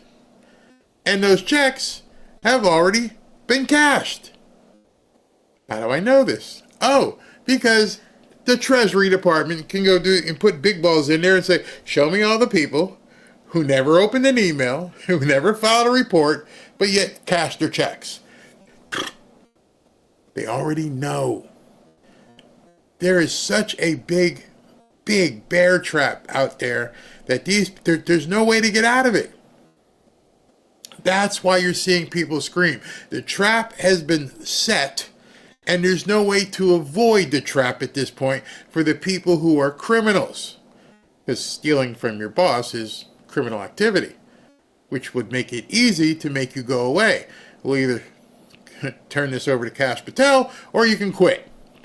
You can take a choice. Yeah, I'll quit. I'll leave. That is a huge trap. And now you're seeing the media and unions and everybody go, oh my God, they got us. Oh yeah, they got you. How many paychecks have been sent out to government employees that are dead, yet cashed, that went into someone else's bank account? Somebody had to, that direct deposit that comes in every 2 weeks or every 30 days if you work for the government. If you're dead, you should be a pile of money in there. If the money isn't in there and you've been getting checks for the last 3 years, where's the money? I'll wait. They're uncovering things at a speed that the bad guys can't cover. The bad guys have to get out of Dodge. If you had, imagine a scam. Imagine you were getting 3, 4, 5 paychecks every 2 weeks. If you're getting 3, 4, 5 paychecks every 2 weeks, then this kind of makes sense, doesn't it? How did these people multiply in millionaires in less than, 2 years? How did it double? When you're seeing reports like this, I'm trying to tie it together for you so you can see now what Trump and Elon, some of the stuff they may already know, and some of these other people who are, driving around in benzos, and they're like, oh, the gig is up, huh? Oh yeah, it's up. It is definitely up. You've been getting paychecks for 3 or 4 years. You haven't done anything. You found out this was pretty easy. Hey, my friend, Juan Valdez, he wants a job. Can we hook up Juan? Yeah, okay, here's all his information. Okay, don't say anything, but I got 2 or 3 of them too. So instead of getting, a check for $5,000 a month, you're getting a check for $25,000 a month. And it's just rolling in and keeps rolling in. Remember, go back to Wally the Nigerian. Don't stop any payment, and don't ask for any receipt. So twice a month, Wally Nigerian and his guy were just hitting buttons. Deposit, deposit, deposit, hit, send it out, send it out. The scam is so big at this point, and the net they're going to be able to cast is so big. That's why you're seeing a freak out, and it goes high. I mean, just imagine you're the manager at one of these departments, and you're watching these people, what if I put in for, an extra $1,000 on my expense account? They paid it. The questions. What if I try $2,500 next? They paid it. What if I tried a $10,000 expense account and they paid it? After a while, it doesn't take long where people are going to sit there and go, oh, this is awesome. Now I'm the manager of this. Let me just create some employees. Let me create some employees who are working from home, who never show up, who never do any reports, who never have any accountability, and nobody's ever going to check, and Wally Nigerian is going to pay every single paycheck. It truly is the royal scam personified. And nobody in the media wants anybody to know about it. And so, just very simply, he sends out that email, and all it says is, hey, can you go ahead and just respond by Monday at midnight? Oh, by the way, just to let you know, when you click there and hit respond, they're going to have everything. Even more so. Where you are, what you've been doing, which is why the union and the media are telling people don't respond. Because if the dead people can't respond, can they? So don't respond to that email because, Juan Valdez is dead. So Trump and Elon both. Let me see who did it first. Elon did it at 9:14 a.m. Today, and President Trump did it at 12:23. So we'll give Elon the credit on this, and this is hilarious, absolutely hilarious. Okay, Elon posted this and said, "Here's what I got done last week. Cried about Trump, cried about Elon, made it into the office for once, read some emails, cried about Trump and Elon some more."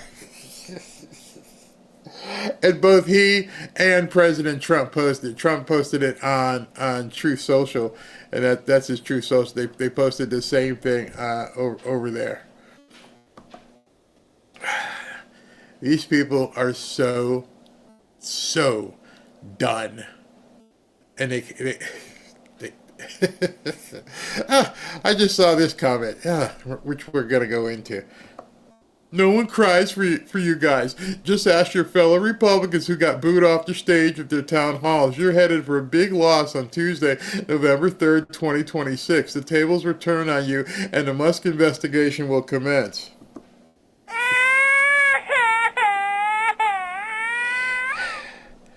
OMG. These people.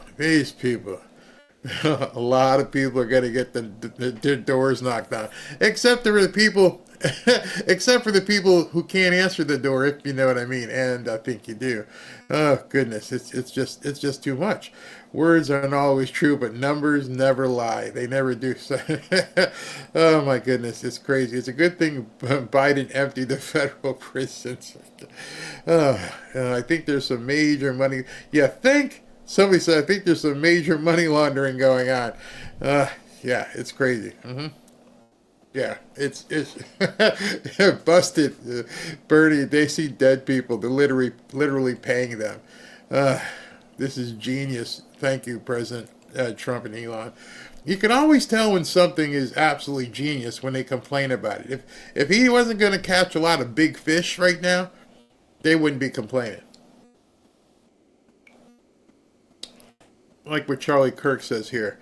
If any of the hundreds of employees who work for me refuse to send a very short email with 5 bullet points and copying their manager with 48 hours notice, they would no longer be employed. This is not controversial. The unhinged reaction is proof the culture of the federal government workforce is rotten and needs dramatic transformation, not incremental change. if we're at the point where you can't ask an employee to tell you what they've done, you no longer have a country. Period. There's no Democrat, no Libnut, there's no justification that says I'm employing you and you don't have to show up and you don't have to tell me what you're doing. See, the easiest thing would be to stop miss payroll. See how many people call it, hey, I didn't get my deposit.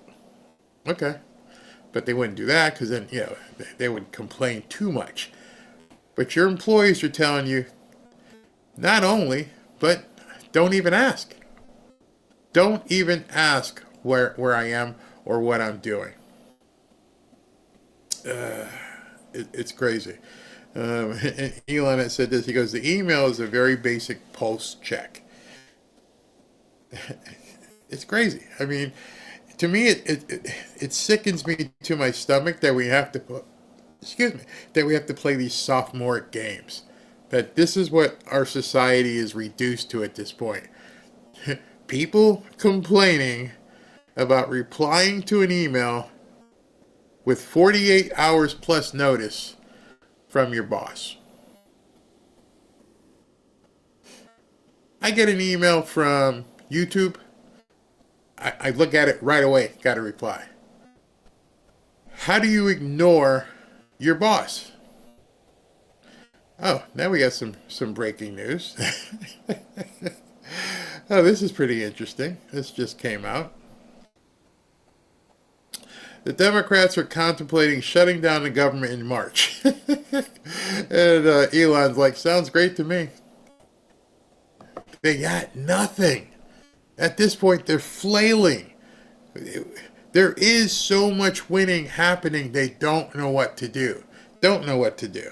We're going to win so much, you may even get tired of winning. And you'll say, please, please, it's too much winning. We can't take it anymore. Mr. President, it's too much. And I'll say, no, it isn't. We have to keep winning. We have to win more. We're going to win more.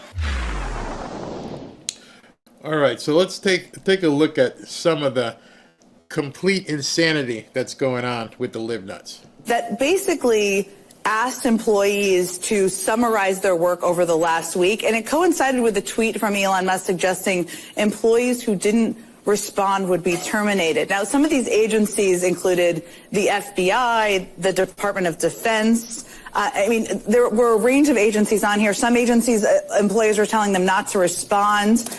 But how alarming is this? I mean, there are many ways. It's alarming from a national security perspective, asking people to do this. But what is your reaction to? My reaction is if you have a show on MSNBC and that show is supposed to go on at 10 p.m.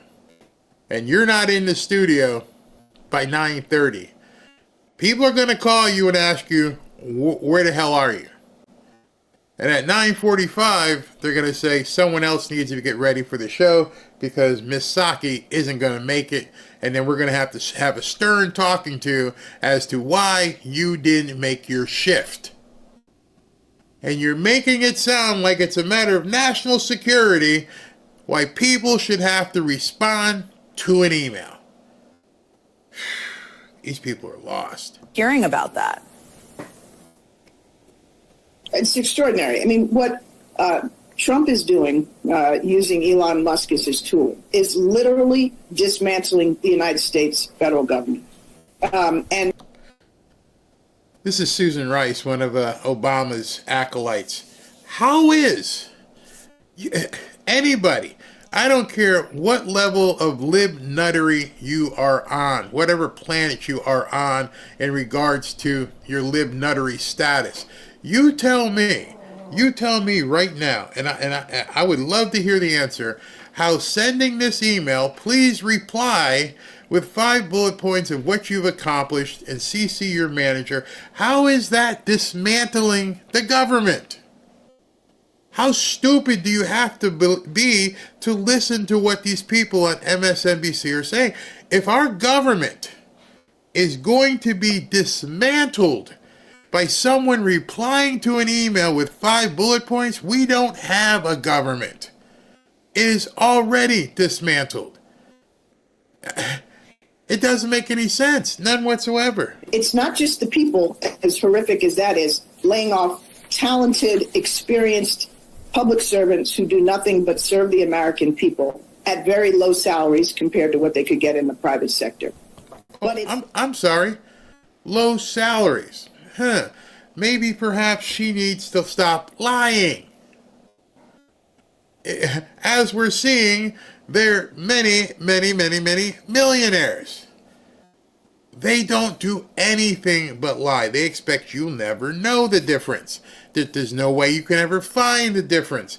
Their problem is it's happening too fast. The fire hose of information is just blazing and hitting you in the head so much. And so last week they were trying to fight, the Doge money, and now they're trying to fight the whole just asking an employee to say, what are you doing? And it could dismantle the entirety of our government. If our government is that frail, if that's who is working or not working, if that could dismantle our government, we are in a heap of trouble. Halting the programs and the benefits that Americans rely on across the political spectrum. And Elon Musk smiling and giggling on the stage of CPAC with a chainsaw that is going to come back in every commercial against every Republican candidate about, you didn't get your Social Security check on time, or veterans that have taken their own life. This guy was laughing about it on the stage with a chainsaw. And that Did you see Elon Musk lying about veterans? Laughing about veteran suicide? Nope, I didn't. They keep going back to the pain points and blaming it on somebody else when it's about cutting grift, cutting excess, waste, fraud. Not a single payment, not a single Social Security payment is going to be missed. And how in the hell is it Elon's responsibility if somebody decides to take their own life? And what about the lives that were taken by individuals throughout the entirety of every presidency? I think it's up to like 22 per day. I used to have a shirt that I sold. It was to honor 22 veterans per day. Hey, by the way, that's the guy who's got a pardon. That's going to be... Good evening. We begin tonight with breaking news. President Trump has just fired the chairman of the Joint Chiefs of Staff, his top military advisor. He made the announcement on social media, quoting from his post, "I want to thank General Charles C.Q. Brown for his over 40 years of service to our country, including as our current chairman of the Joint Chiefs of Staff. He's a fine gentleman and an outstanding leader, and I wish a great future for him and his family." The president went on to say, "Today I'm honored to announce that I'm nominating Air Force Lieutenant General Dan Raisin Kane to be the next chairman of the Joint Chiefs of Staff." Now, Defense Secretary Pete Hegseth had previously called for General Brown's firing because of his, quote, woke focus on diversity, equity, and inclusion programs in the military. Hegseth, on a radio show last fall said, or a podcast last fall said, first of all, you got to fire the chairman of the Joint Chiefs. And he went on to talk about how any general involved with DEI efforts should be fired. Either you're in for war fighting and that's it, he said. CNN's Caitlin Collin has more reporting on this, and she joins us right now. It's not entirely unexpected, especially since the new defense secretary has been talking about this before he was even being considered for that job. How much of this is about DEI? Well, if it's not a surprise, because Pete Hegseth was talking about this the entire time, and then President Trump was saying, I'm going to cut and we're going to get rid of this DEI stuff. It's not a surprise. Why are you still reporting on it? You see, you guys knew this was coming. That's right. You didn't think he was going to be here. You didn't think he was going to win. You had these fake polls telling you that Kamala was ahead when none of the polls actually had her ahead. And you're doing it again, trying to say, oh, President Trump is underwater. People don't want to have anything to do with this. You're starting to gaslight all over again. It's like cyclical. It's a complete playbook. They're right back to these polls. I don't know how any of these pollsters could even be in business at this point. I'm hoping to get Mark Mitchell back on the show real soon because they were so far off, they were so wrong, and now you're coming right back to the same polls. Hey, the polls show that people are upset with President Trump. No wonder your ratings are in the toilet. Nobody believes you. We don't want DEI. It is not newsworthy anymore. Forget it. Stop reporting on it. Let it go. Breathe. It's over. It's over. This DEI hill that you guys refuse to let go, that you're willing to stake your careers and livelihoods on, is a big mistake. Nobody, not right or left, wants this stuff anymore. We don't want transformers. You notice how they've pretty much ignored the newcomers. Like, oh, that dropped down, didn't it? No, we can't talk about that anymore. Okay, what are we gonna talk about? Let's see. Racism and DEI. Okay, let's go back there because it's Black History Month. Man, oh man, oh man, it's crazy. DEI never was newsworthy, and they can't get away from it. They just can't get away from it. And then on top of everything else, between them never stopping the gaslighting and everything else, you are telling me that people who lost their jobs on the Keystone Pipeline, people who lost their jobs up in North Carolina because of the flooding, people who lost their jobs in LA because of the fire, you don't talk about them. You're only talking about government employees, and you're acting as if nobody can ever be replaced. Where? How is it that no one can be replaced in government? And you're all freaking out about it. Hey, listen, I don't need you anymore. It's that simple. I don't care if you're black, white, or pink. I got somebody else for this job. But, sorry. Sorry. I'm moving in a different direction. A different way of doing things. Almost everybody has been fired at one time in their life. It's crazy. Absolutely crazy. Luckily, we got some winning. So, you're going to love this section. Shows you now how the media, realizing that eventually they're going to have to talk about this stuff. But did you ever think that the media was going to defend bloat, defend grift, and try to make it seem like it's okay? It's not that bad. Okay, I'm going to get to the economics.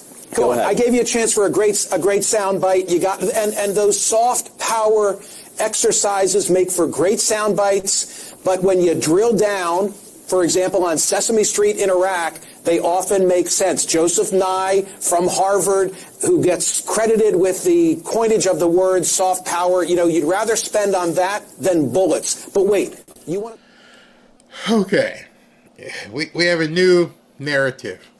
So let me bring you up to speed on this new narrative. This thing is called soft power. You could use the word soft power, take that off the table, and you could use appeasement. You could use brainwashing. The idea of soft power is if I help you become better people, if I help you with your crappy lives in your country, then you won't grow up to be nuts that want to shoot at Americans. That's what soft power means. It's appeasement. It's training people that, hey, we're the good guys. We're going to give you the Sesame Street over in India because we want you to see life is good in America and you can be, understand we're the good guys. Soft power. Instead of doing a war, we're just going to give you money and we're going to keep giving you money until you like me. I mean, we've gone to the global equivalent of check yes or no. I like you. You like me? Because that's what soft power means. Hey, we're going to just try and convince you that we're not the bad people. There was a terrorist attack in Iraq last month that killed 40 people. It's clearly not working. Soft power and Sesame Street are not working. If there are terrorists, we need to kill the terrorists. We don't need to fund Big Bird and Elmo. maybe the terrorist would have been better off watching Big Bird than learning in a madrasa. Let me make my... He said that on a television network. He said that on CNN.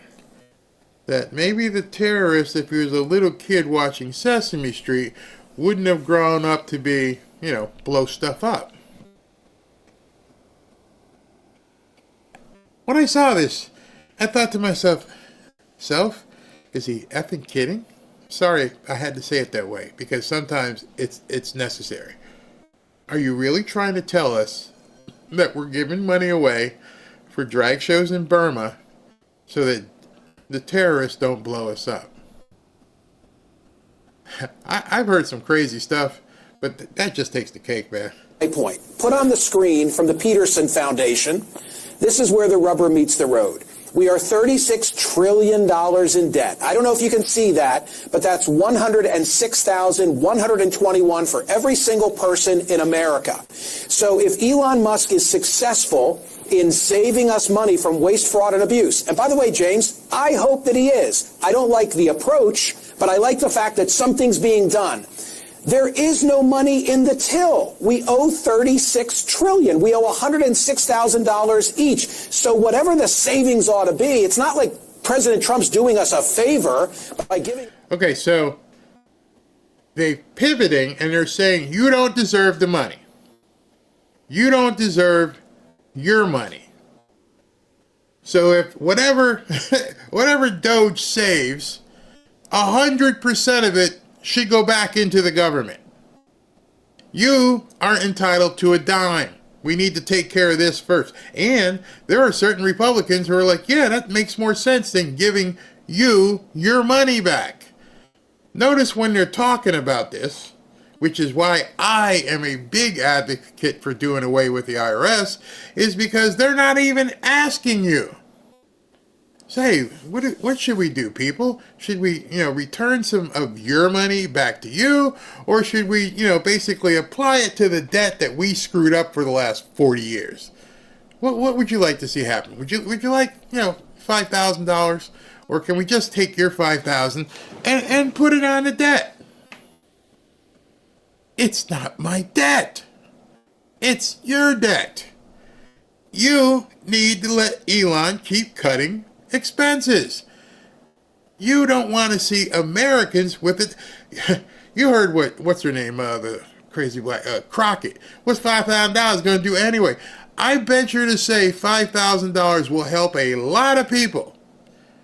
And you know what most people will do with that $5,000? Anything they want, it's theirs. But they're going to spend it, which puts it back into the economy. Morons. There'd be very few people who are going to hoard it. You can't live on $5,000 forever. You're eventually going to spend it.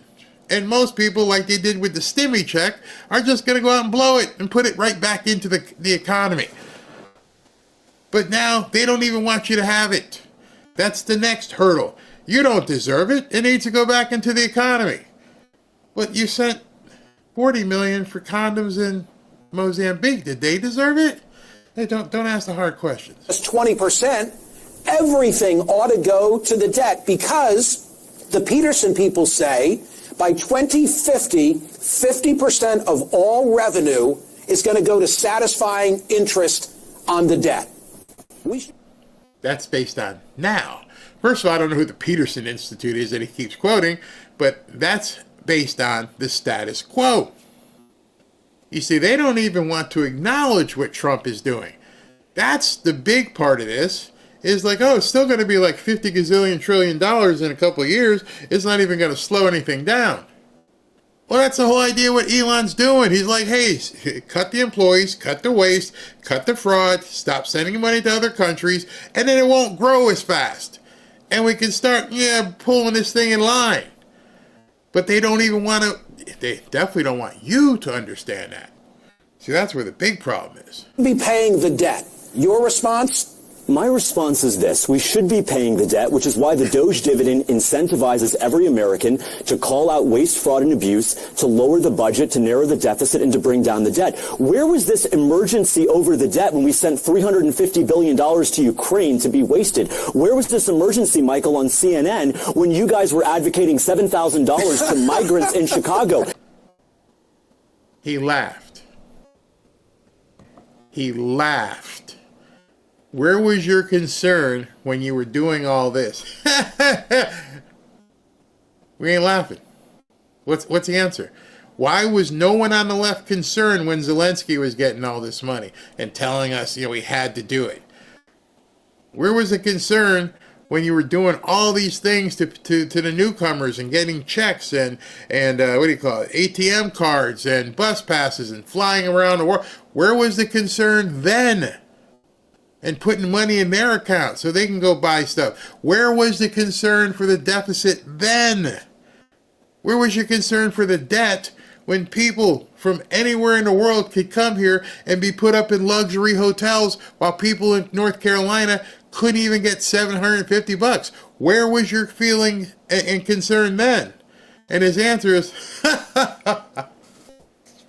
$7,000 a month per migrant, and now we want to spend $5,000 one time from President Trump to hardworking Americans. The migrants didn't deserve $7,000 a month. Hardworking Americans deserve a $5,000 check with President Trump's name on it. So enough with the double standard. Ukraine did not deserve $350 billion. Okay, listen to me.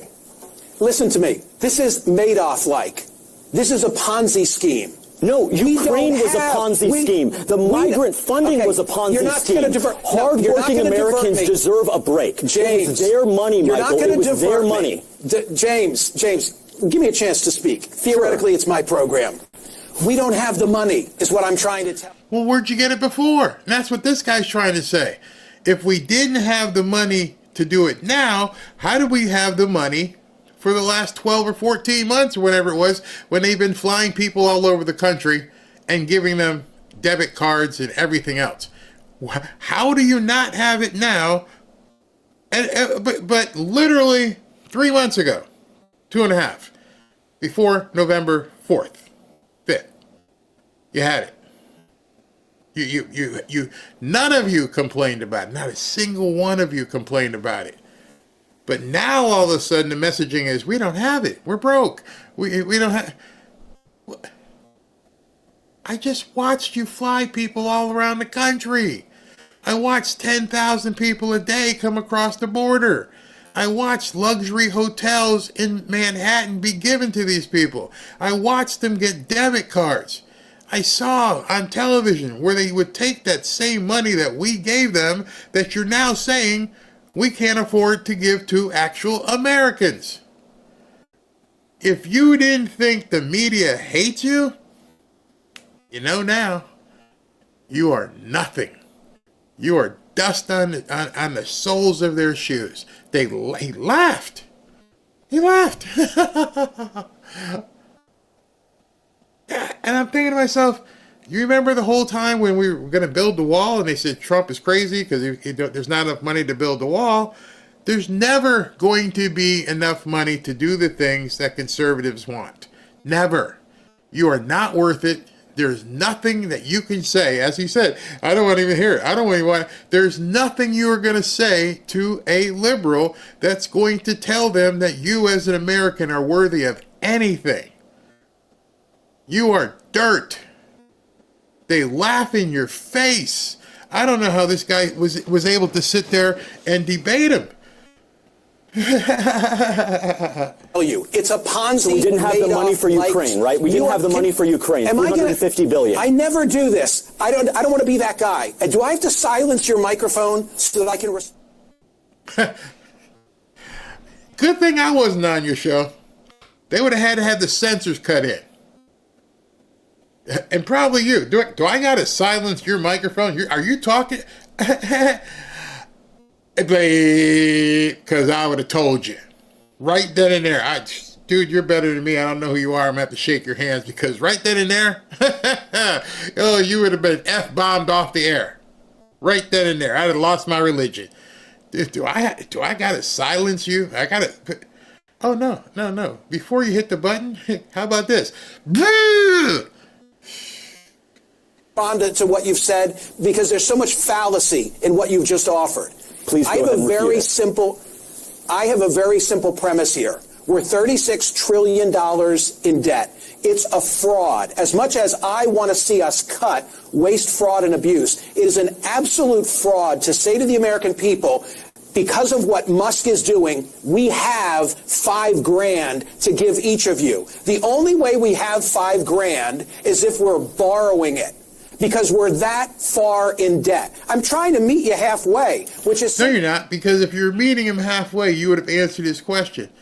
Where did the money come from before November 5th? Very simple question. If we're too much in debt since January 20th, because that's when Trump got into office, January 20th, we're talking about a month. If we're too much in debt now, how in the hell were you doing all this stuff prior to January 20th? I was using November 5th, and I realized, no, that's not the right date. The right date is January 20th. So in 1 month, it's like, oh my God, we got no money. Oh my God, we're broke. Oh my God, we can't do anything now. Right now, we can't do anything. I'm sorry. I understand your guys in office, but as of right now, we're closed. We don't have no money. And Conehead, I would have said, hey, bro, where did you get the money prior to January 20th? It's a very simple question. You say you're trying to meet me halfway. Answer that. How did we have the money, even though the debt was crazy? How did we have the money on January 19th? To say, what a good thing that finally we're going to look at waste, fraud, and abuse, albeit it shouldn't be in this haphazard fashion, but let's at least be honest with the American people that whatever we quote-unquote save, we already owe. Now I'm going to give you 30 seconds to respond, and then I'm going to say, see you later. Go ahead. bro, man, the glasses, you're a better man than me. I got 30 seconds. Okay, you're not gonna like. Okay, the camera's on. I got 30 seconds. Okay, I'm gonna basically go into the George Carlin routine, and I'm gonna bombard you for about 24 seconds until you turn me off. What a condescending piece of crap. You got 30 seconds. Michael, let me say this. We're fellow Americans. We care about this issue, and I'm grateful for the opportunity to come on this program, but I got to speak truth here. At the end of the day, we've got to send the money back that is saved, just 20% of it. The other 80% goes down to paying the national debt and narrowing the deficit. To your point, yes, there has been a fraud against the American people, the Green New Scam, Ukraine, the migrant crisis. Their taxpayer dollars were sent abroad, were not sent at home, were not spent in America, not on health care, not on education. That ends with President Trump's leadership today. He is delivering on his promise of major government reform, Michael. The Doge dividend plan is bold, and Americans support it. All right, I'm calling time on all of that. I appreciate your being here. I think we've each, I hope, made our respective points. Thank you. And President. All right, so there's a very strong point that I want you to realize how much they actually hate you. And he pointed it out at the end. Elon and Trump aren't even proposing that you get 50% of the savings. They're only talking about Americans getting 20% of the savings. 80% of everything saved, 80% is going to go back to the debt and government. Just going to divvy up 20, the small piece of chicken. You get the wing, the breast and the thigh and the leg, we're going to keep that. You get the wing, okay? You get a wing. And they're telling you is, I don't care that you're hungry. Give me that wing too. You don't even deserve the wing. You don't even deserve the half a wing. Can I just have some more? 20%? I'm not even worthy as an American of 20%? No. Let that stick in your craw. That guy was bitching and crying and screaming about you sharing 20% of savings. I would say turn it around. Give the Americans 80%. Give everybody, $10,000 or $20,000, and then let the government worry about fixing all the rest. But that's not what Trump and Elon said. We just want to give them $5,000, okay? $5,000. How's that sound? We give everybody $5,000, just a morsel, just the wingette. No, nothing. You get nothing, sir. You hate us. You absolutely hate us. No, that wasn't MSNBC. That was CNN. Have to qualify to get that wing, too. Yeah, 20%. Okay. Somebody said, Barry, you're going to cause me to have a heart attack. I just find this crap. I just look at it and go, oh, no. If anyone ever tells you that we're in a two-tiered system of government, we are in a two-tiered system of America. These people are never coming back. They hate you. They hate everything about America. Hey, obviously, I give 20% to my neighbor. Hey, I just found a bag here. The bag's got like 100,000 in it. You want 20 grand? No, okay, no, I can't give you anything. Sorry. Me and Robin are going to go back over here, right? You get nothing. That's what they're telling you. That's what they want you to have. Nothing. You deserve nothing. Come on, Stephen. Trump, while he's winning on these 80-20 issues, Democrats are clinging to these radical losing propositions. Democrats are out there defending the idea that unelected bureaucrats don't have to listen to the will of the electorate, don't have to follow the results of the will of the people expressed through an election, but can do whatever they want. Democrats are out there saying that we can and should spend tens of billions of dollars on radical left programs all over the world, in Bosnia, in Croatia, all throughout the continent of Africa and everywhere else, but not here in America. Democrats are out there saying that we need to have men competing in women's sports and that they're going to fight tooth and nail to ensure that men stay in women's sports. Democrats are out there saying we need to have open borders and unlimited illegal immigration and even keep criminally illegal aliens in this country.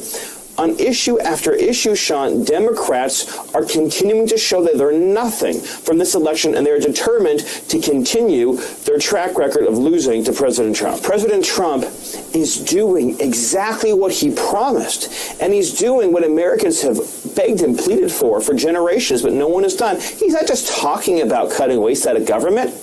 He's laying off unproductive federal workers who are taking your tax dollars away from you. He is cutting out government programs that don't work or that worse, abuse and hurt the American people. He's stopping federal censorship. He's stopping weaponized government. He's stopping the use of our intelligence services and our law enforcement services to hurt Americans, and he said he's using those powers to protect Americans and American lives. President Trump is actually following through on every single thing he campaigned on in record time, Sean. What President Trump has exposed through the Department of Government Efficiency should outrage every American. This is the theft of your hard work. This is the theft of your life's labor. And President Trump is restoring accountability, and he's stopping the taxpayers' wealth from being raided and abused. So powerful. What's interesting when you look at the contrast of MAGA versus whatever they are is I don't have any illusion that Donald Trump walks on water. But at the same time, he doesn't have to. Because he, and when I say he, his administration and what his ideology is, his is the only one that is doing anything for Americans. The contrast alone says this guy should be, and America should be turning around quickly because he's and I say he again, the administration is the only one. They want you to have no success. They don't want you to have anything. They are opposed to everything. They want guys in sports. They want newcomers. They want to steal your money. They don't want you to have any prosperity. You as an American, black, white, green, whatever, if you put the flag, if you pledge allegiance to the flag, you are nothing to them. That you are not somebody they feel they need to represent. It's insane. They take the oath of office, they go in office, and they openly say, we don't care about Americans.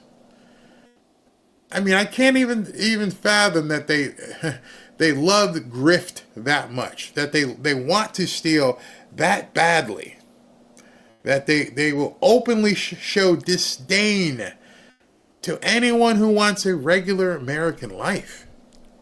Unless, of course, you come from some other country. It's power. That's all they care about. They don't care about you. And I hope to God that we make sure these people do not win another election anytime soon.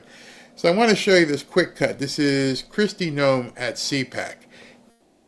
And she's going to give you a little behind-the-scenes insight into the marketing genius of, I call it, of Donald Trump.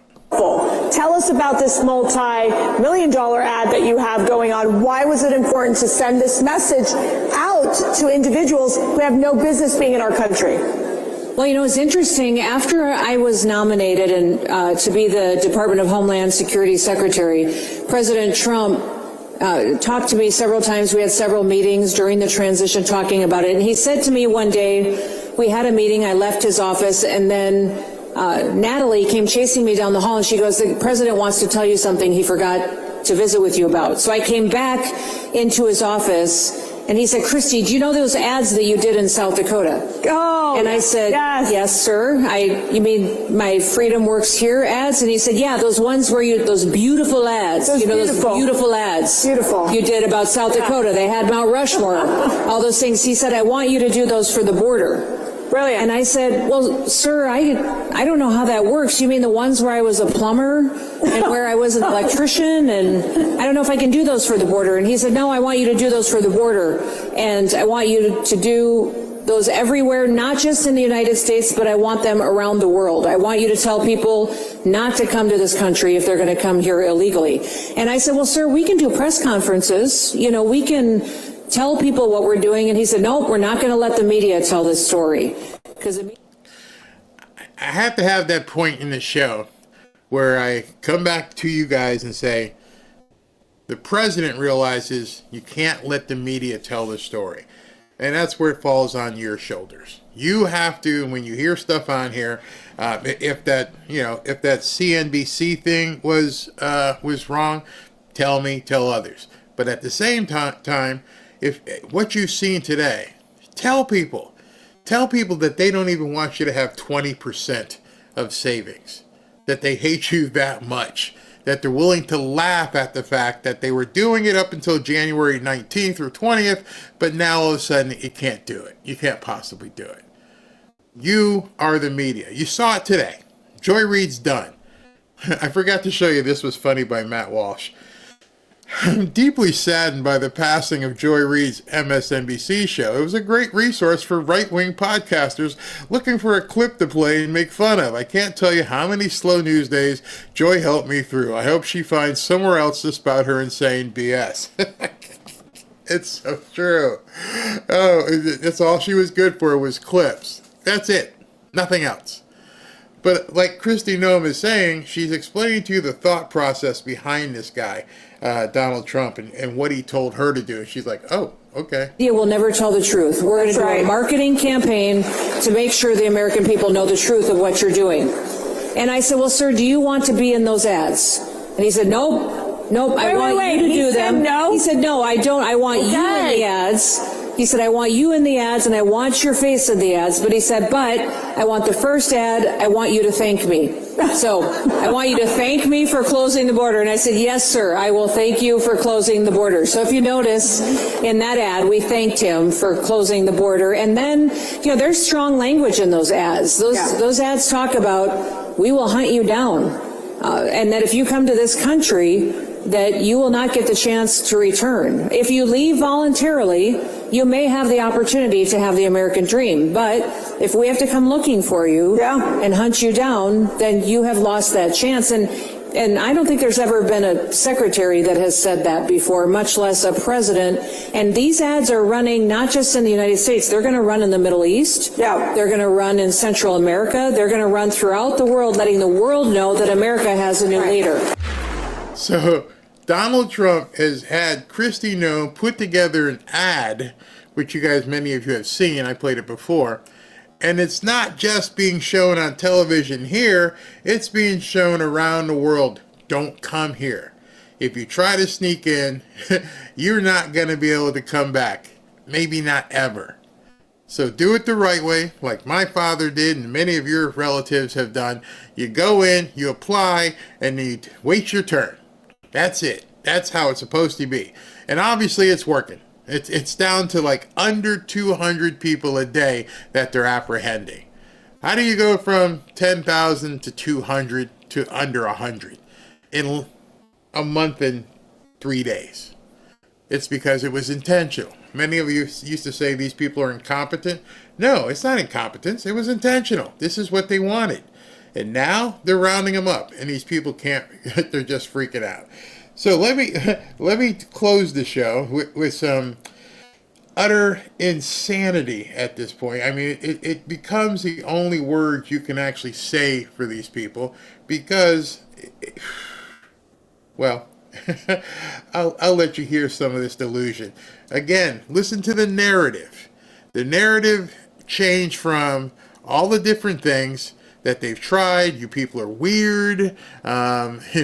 To now it's to another narrative where it's like the polls are saying, Trump's lost his appeal. But what James Carville is referring to is this huge drop in support for President Trump and for Elon Musk and what he's doing at Doge. So there were a bunch of polls that came out. CNN has 2-1. People are upset about Musk having such a prominent role. CNN.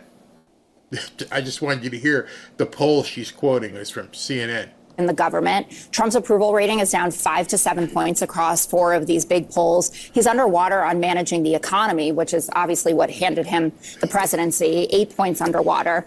And then in terms of how the public is feeling, not only reflected in those numbers, did you see those town halls that were going on last night? So Rich McCormick in Georgia, safe seat, people booing him, catcalling. They're concerned with everything from...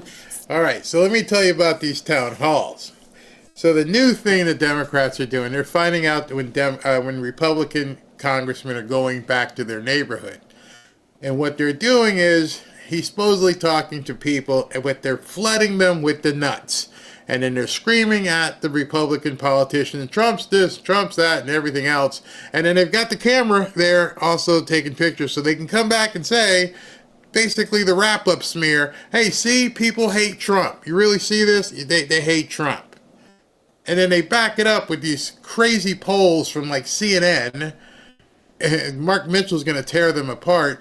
I cannot believe at this point you are even saying the word polls anymore. The polls are crap. The polls were crap. And maybe I hope we should just let them keep using it. They're trying to gaslight people again. So let's see if this narrative, extends past like Wednesday or Thursday, like once Zelensky signs the deal. Spending cuts to what's going on with Doge to that Donald Trump is becoming a tyrant. Cliff Bentz in Oregon, similar reaction. This guy, Tony Balderson, he's in a Trump plus 18 district in Ohio, saying Trump's executive orders are getting out of control. They are hearing from the American public that what is going on from the Oval Office to CPAC, which is, Pam Bondi being at CPAC seems like a politicization of the office, to say the least. So she's mad that Pam Bondi, the Attorney General, was even at CPAC. Your credibility just flew out the window.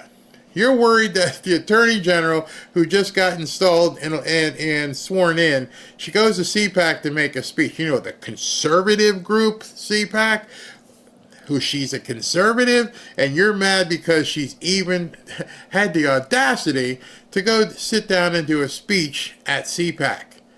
This might be one of the worst narratives I've ever seen. They're trying to say Trump is underwater. Nobody likes this stuff. And I'm like, I go live 1 to 2 times per day. And, I think I have a good sample group. Where are all these people who don't like what Trump's doing? I mean, are you guys seeing it? Because I think it's just made up. Where is it? Where are all these people?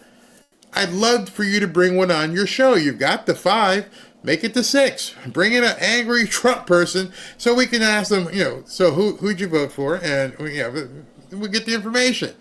Because everyone I talk to is like, what are you talking about, Jessica? But see, it's just not her. This is what they're beginning to say for now. Is not what the American public wanted. They wanted someone to come in to get the economy back on track. That hasn't been happening. They wanted a different vision of getting rid of illegal immigrants. They wanted people who are actually convicted of crimes to be the ones getting kicked out, not just picking up anyone who speaks Spanish. So that's what Carville's saying, and I think it's good strategy. Let it happen. The Democratic Party has, in some ways, become too much seen by too many Americans as the party of elites and institutions that have failed them.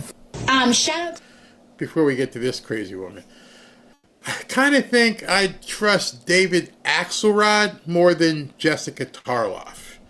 David Axelrod has a little bit more pedigree, and he's been telling the Democrats, you're in big trouble. You are in big trouble. You see, one of the things that my coaches have always said is, don't worry about the other guy. Do what you're going to do. Show people you've got the goods. There's time for you to sit back after the game, after practice, and watch the game films of somebody else. As long as Democrat operatives like Jessica Tarloff are talking about Trump, that means they can't talk about themselves.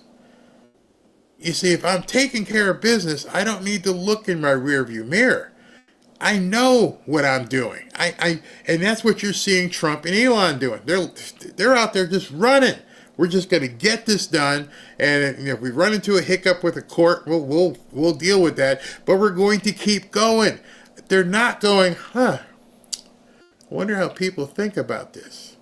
No. That's not what you do. You Democrats are sounding like elitists. Oh, speaking of elitists and nuts, I've always hated that living wage crap. A full-time job is not, you're not paid to learn to live. You're paid commensurate with the job. I don't know how to paint. So if I call a painter, well, I know how to paint. I just don't paint well. But if I call a painter, he's going to get paid because of his expertise. Anything that you hire someone to do, and then they've got their employees. They got their employees because that person has showed the owner of that company that they have the proficiency to get the job done. I wouldn't hire a video editor just because he needs to get paid to feed his family. That's the Democrat ideology. You got a job that somebody can fill? Yeah, I could use an extra video editor. And what are you going to pay him? All right, send me a resume and show me some work that you've done. Well, I've never done it.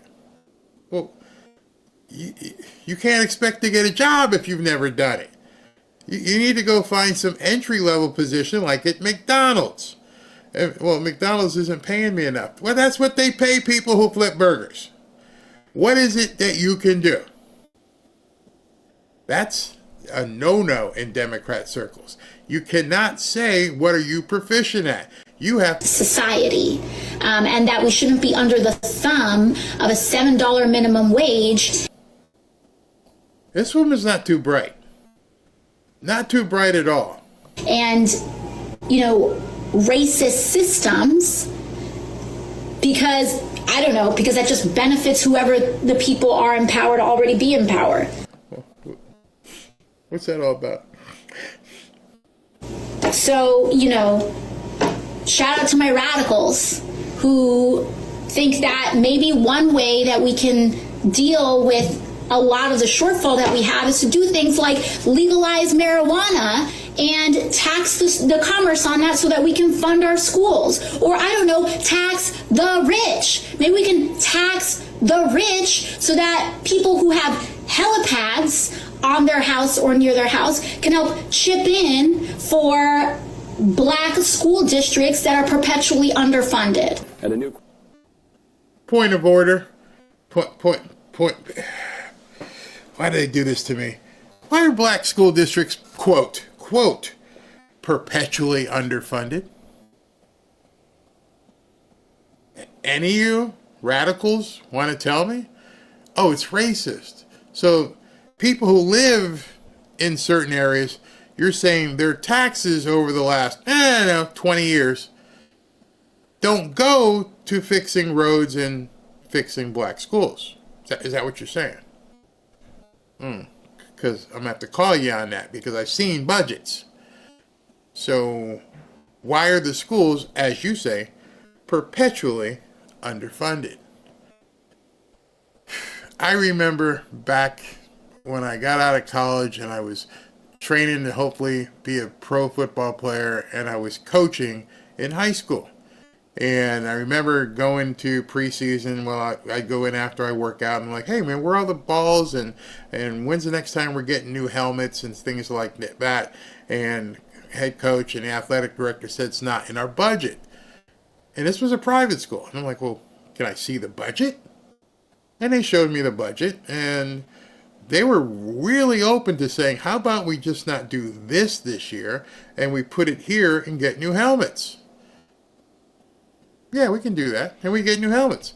So how about can we raise some money? And you guys have all seen athletes, and they do car washes and do all kinds of different things.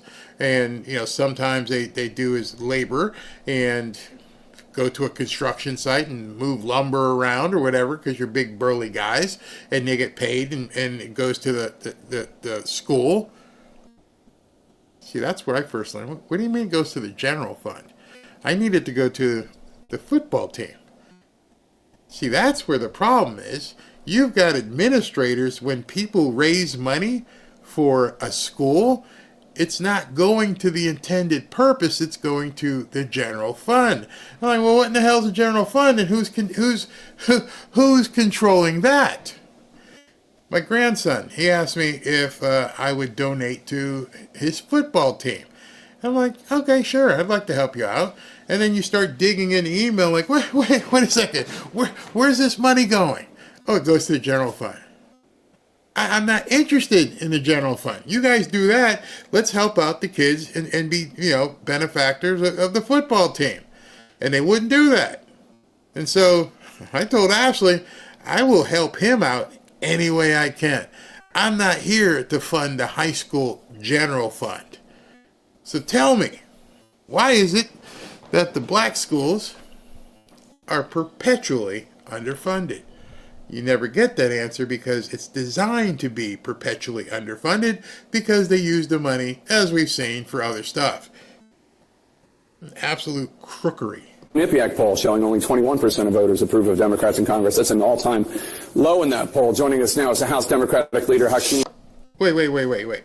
I must be mistaken. I think Justice Katarlov just told us that the Republicans and Trump are underwater.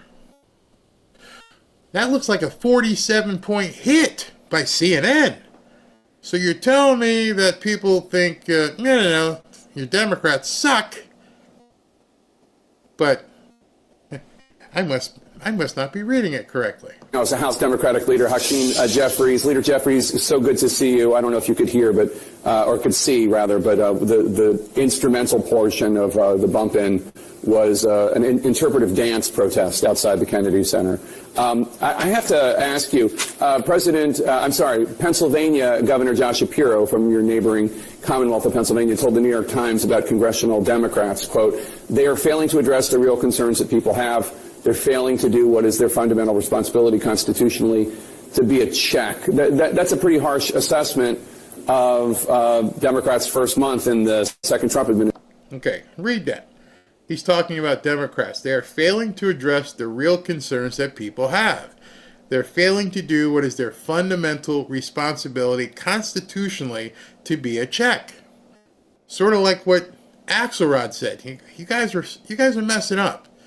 Listen to this answer. Remember, as he answers this question, he has just seen a poll a poll that shows him 40% underwater. And he's hearing Josh Shapiro, who's probably, wants to run for president, saying, you guys ain't getting the job done. Listen to this answer. Administration, what's your response? I have no idea what the governor was talking about, so you're going to have to ask him for clarification. Here's what I know. Here's what the facts are. Donald Trump's poll numbers aren't.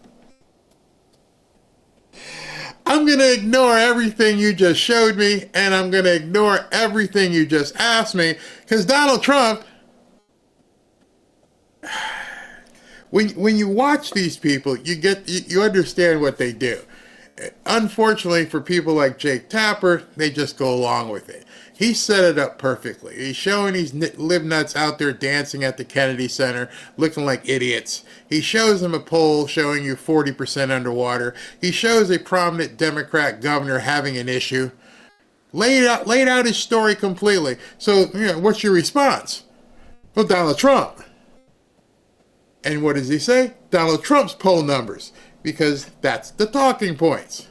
Going up, they are coming down, particularly as it relates to his management of the economy. That's a direct result of the fact that House Democrats and Senate Democrats have made clear that we are working to drive down the high cost of living. We believe we have to make America more affordable. We believe that we should be relentlessly focused on improving the quality of life of everyday Americans.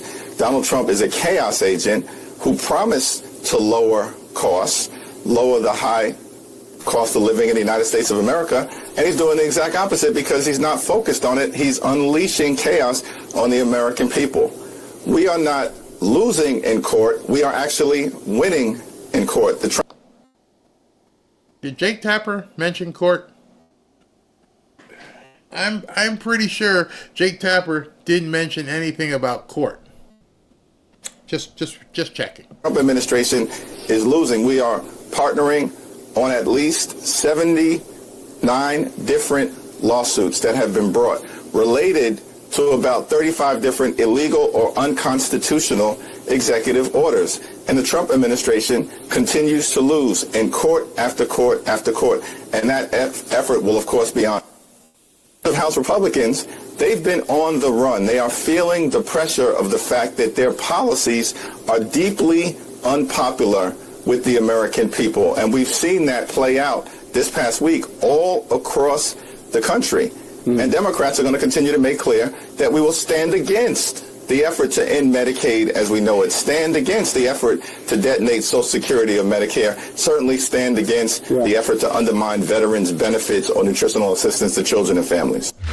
I could never have these people on my show. Could never have. Because I'd be like, ugh.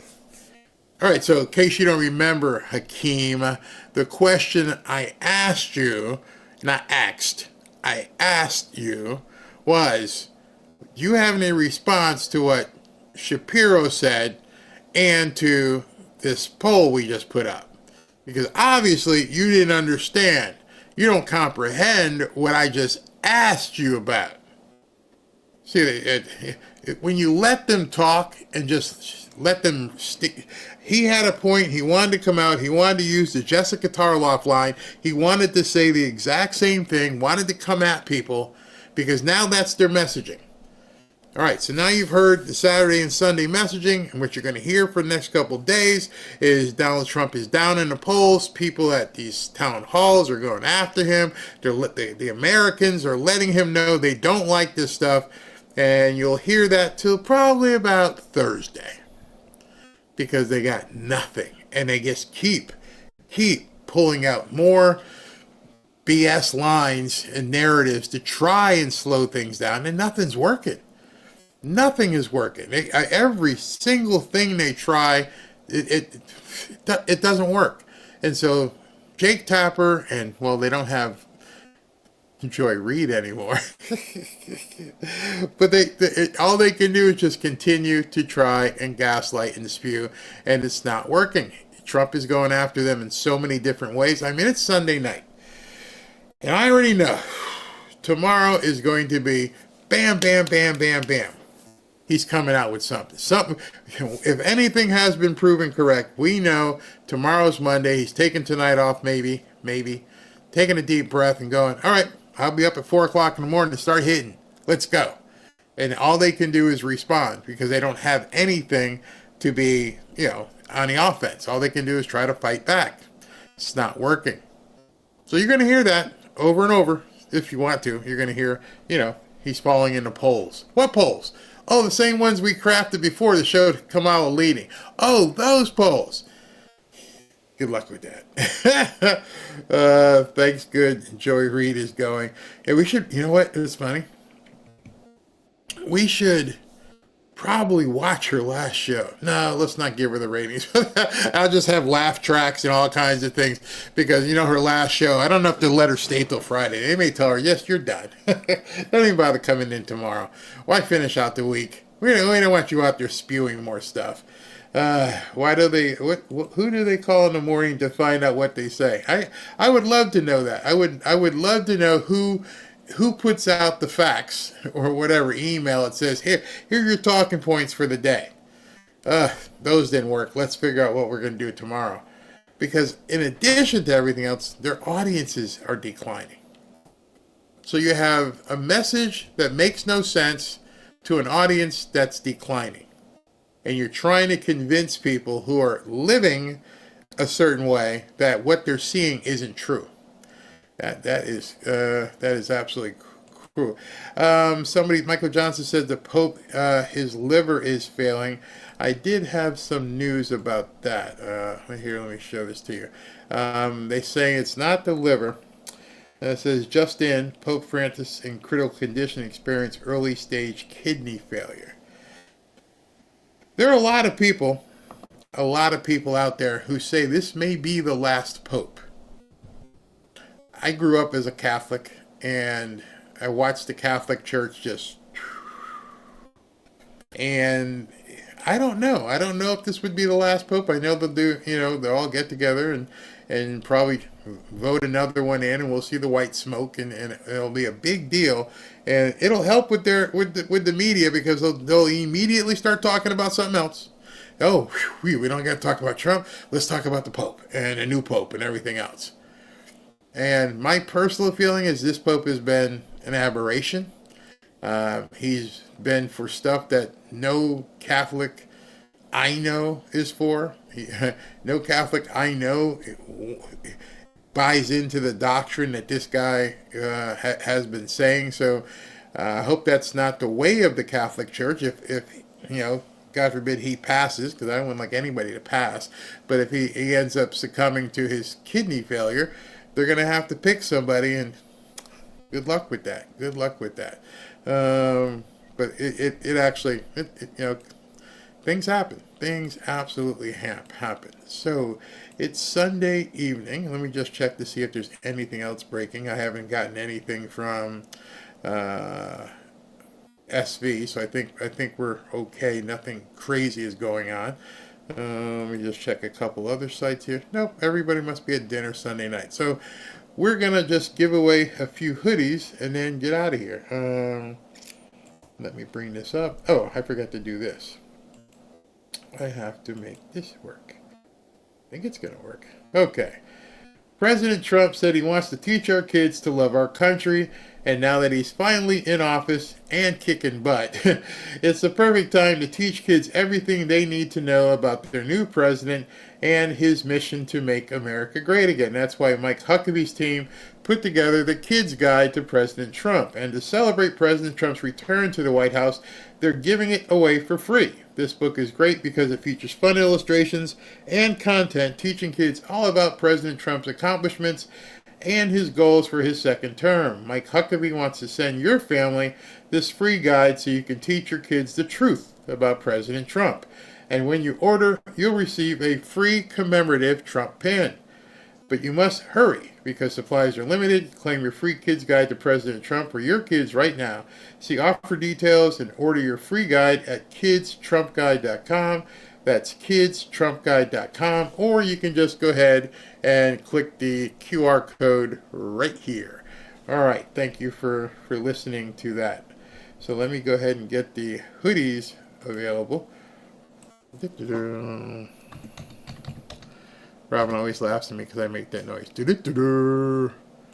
All right, bring that over here. Go this. People say, why don't you already have it ready? Because I don't have it ready because I got too many things, windows open on the screen at one time.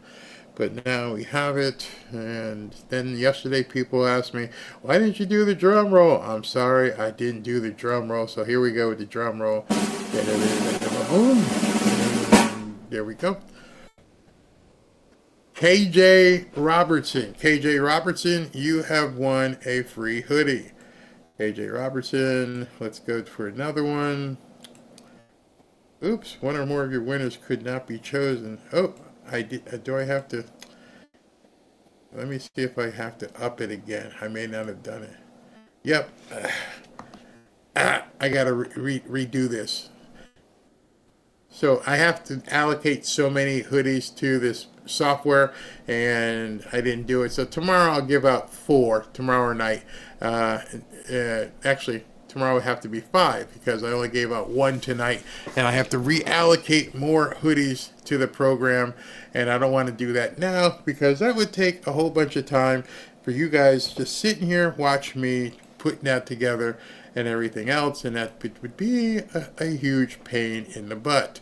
So I don't want to hold you through that with you staring at me doing that. So here we go with Super Chats, which I greatly appreciate and would like to acknowledge right now.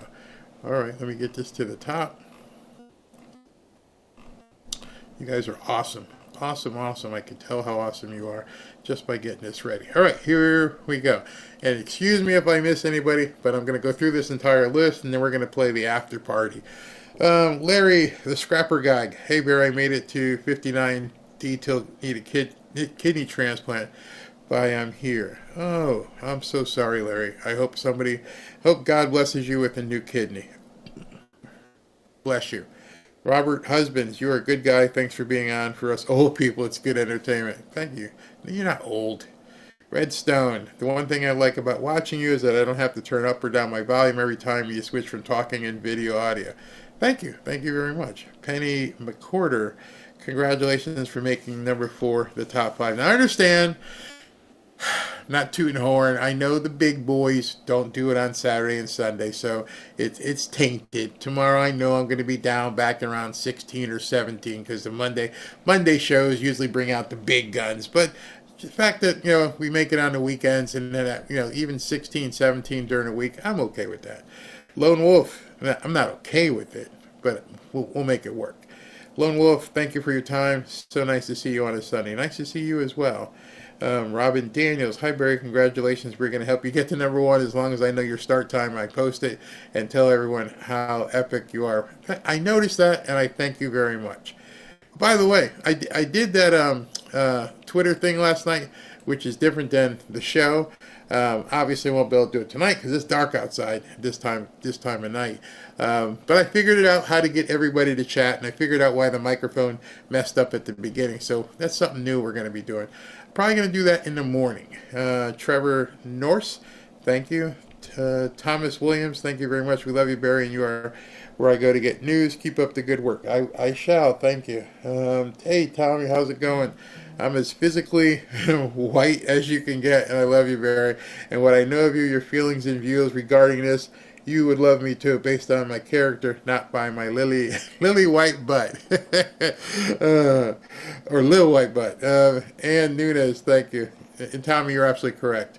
What did SV just send me? Do we got something breaking here? He said that R*77 with a Rumble chat. Thank you, R*77. Thank you. Nancy J, thank you for a great show on this Sunday. Thank you. Peter Ulrich, good news. Joey Cash says they are hiring in Huntsville, Alabama.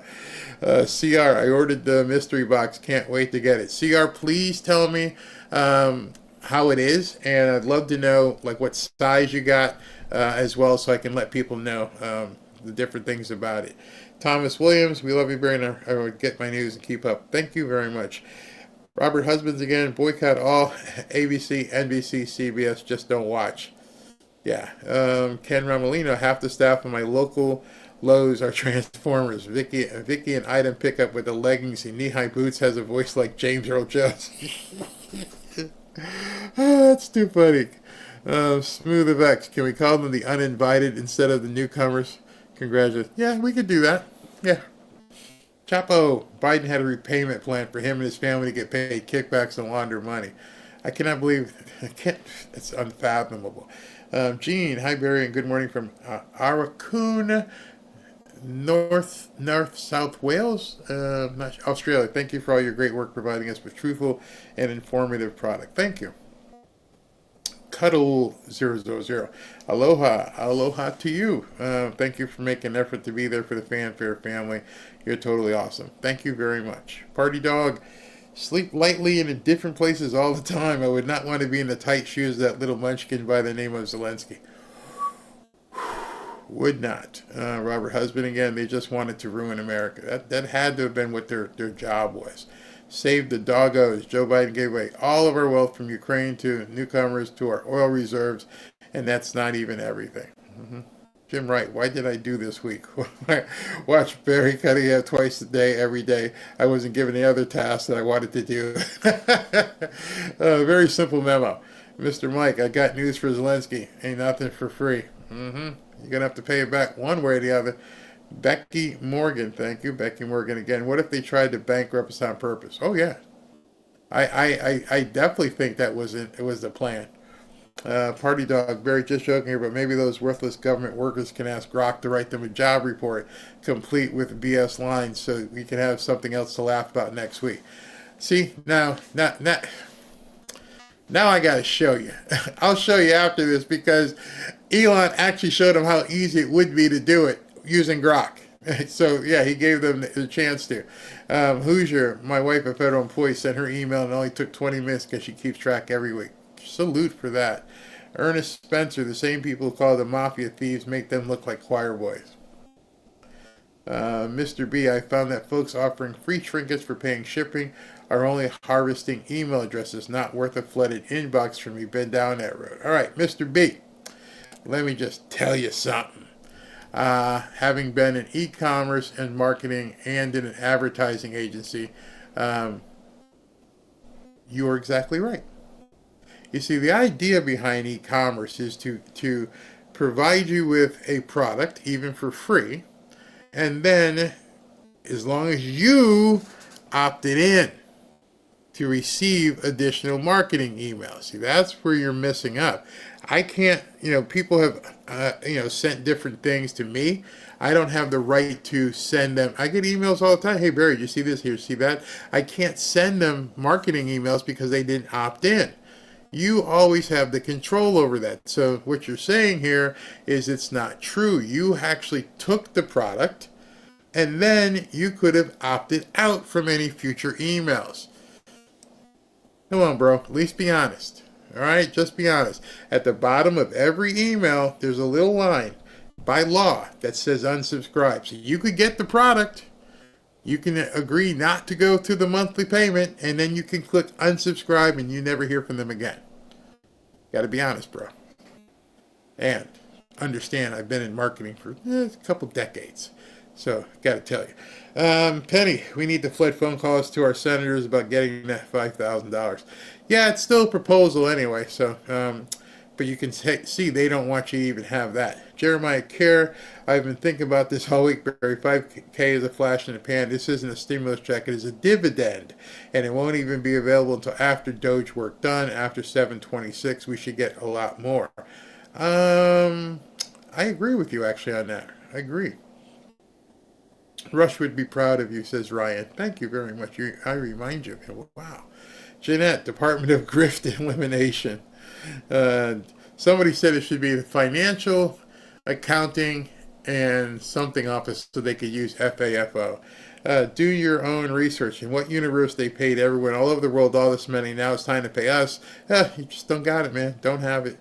Jim Wright, I want every cent they stole from me over 40 plus years reimbursed at 12% interest. That's money that would have been invested in my future. They stole my future. They stole your future. I would venture to say, with everything that's been uncovered, we might start seeing some class action lawsuits. There's going to be some attorneys who are like, you know what? I can sue for this. Watch. Nicholas Lamonicus, thank you. Barry, they were okay with paying Ukraine Social Security and paying MSNBC through fraud. For us, nothing. Yep, you get nothing. The media is evil. The lowly one shut down my microphone. I would have responded, are you censoring me? Oh, you're nicer than me, because if you had said that to me, I would unloaded.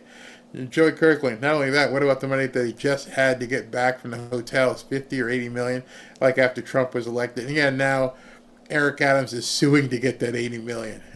James Brown, you're phenomenal. Your topics are endless. Thank you. Thank you very much. Jeremiah Kerr, did Joy Reid get fired? Fired? Resigned? No, she got canceled. Yeah, that's fired. Hey, we don't want your show anymore. Sorry. Bye. Go away.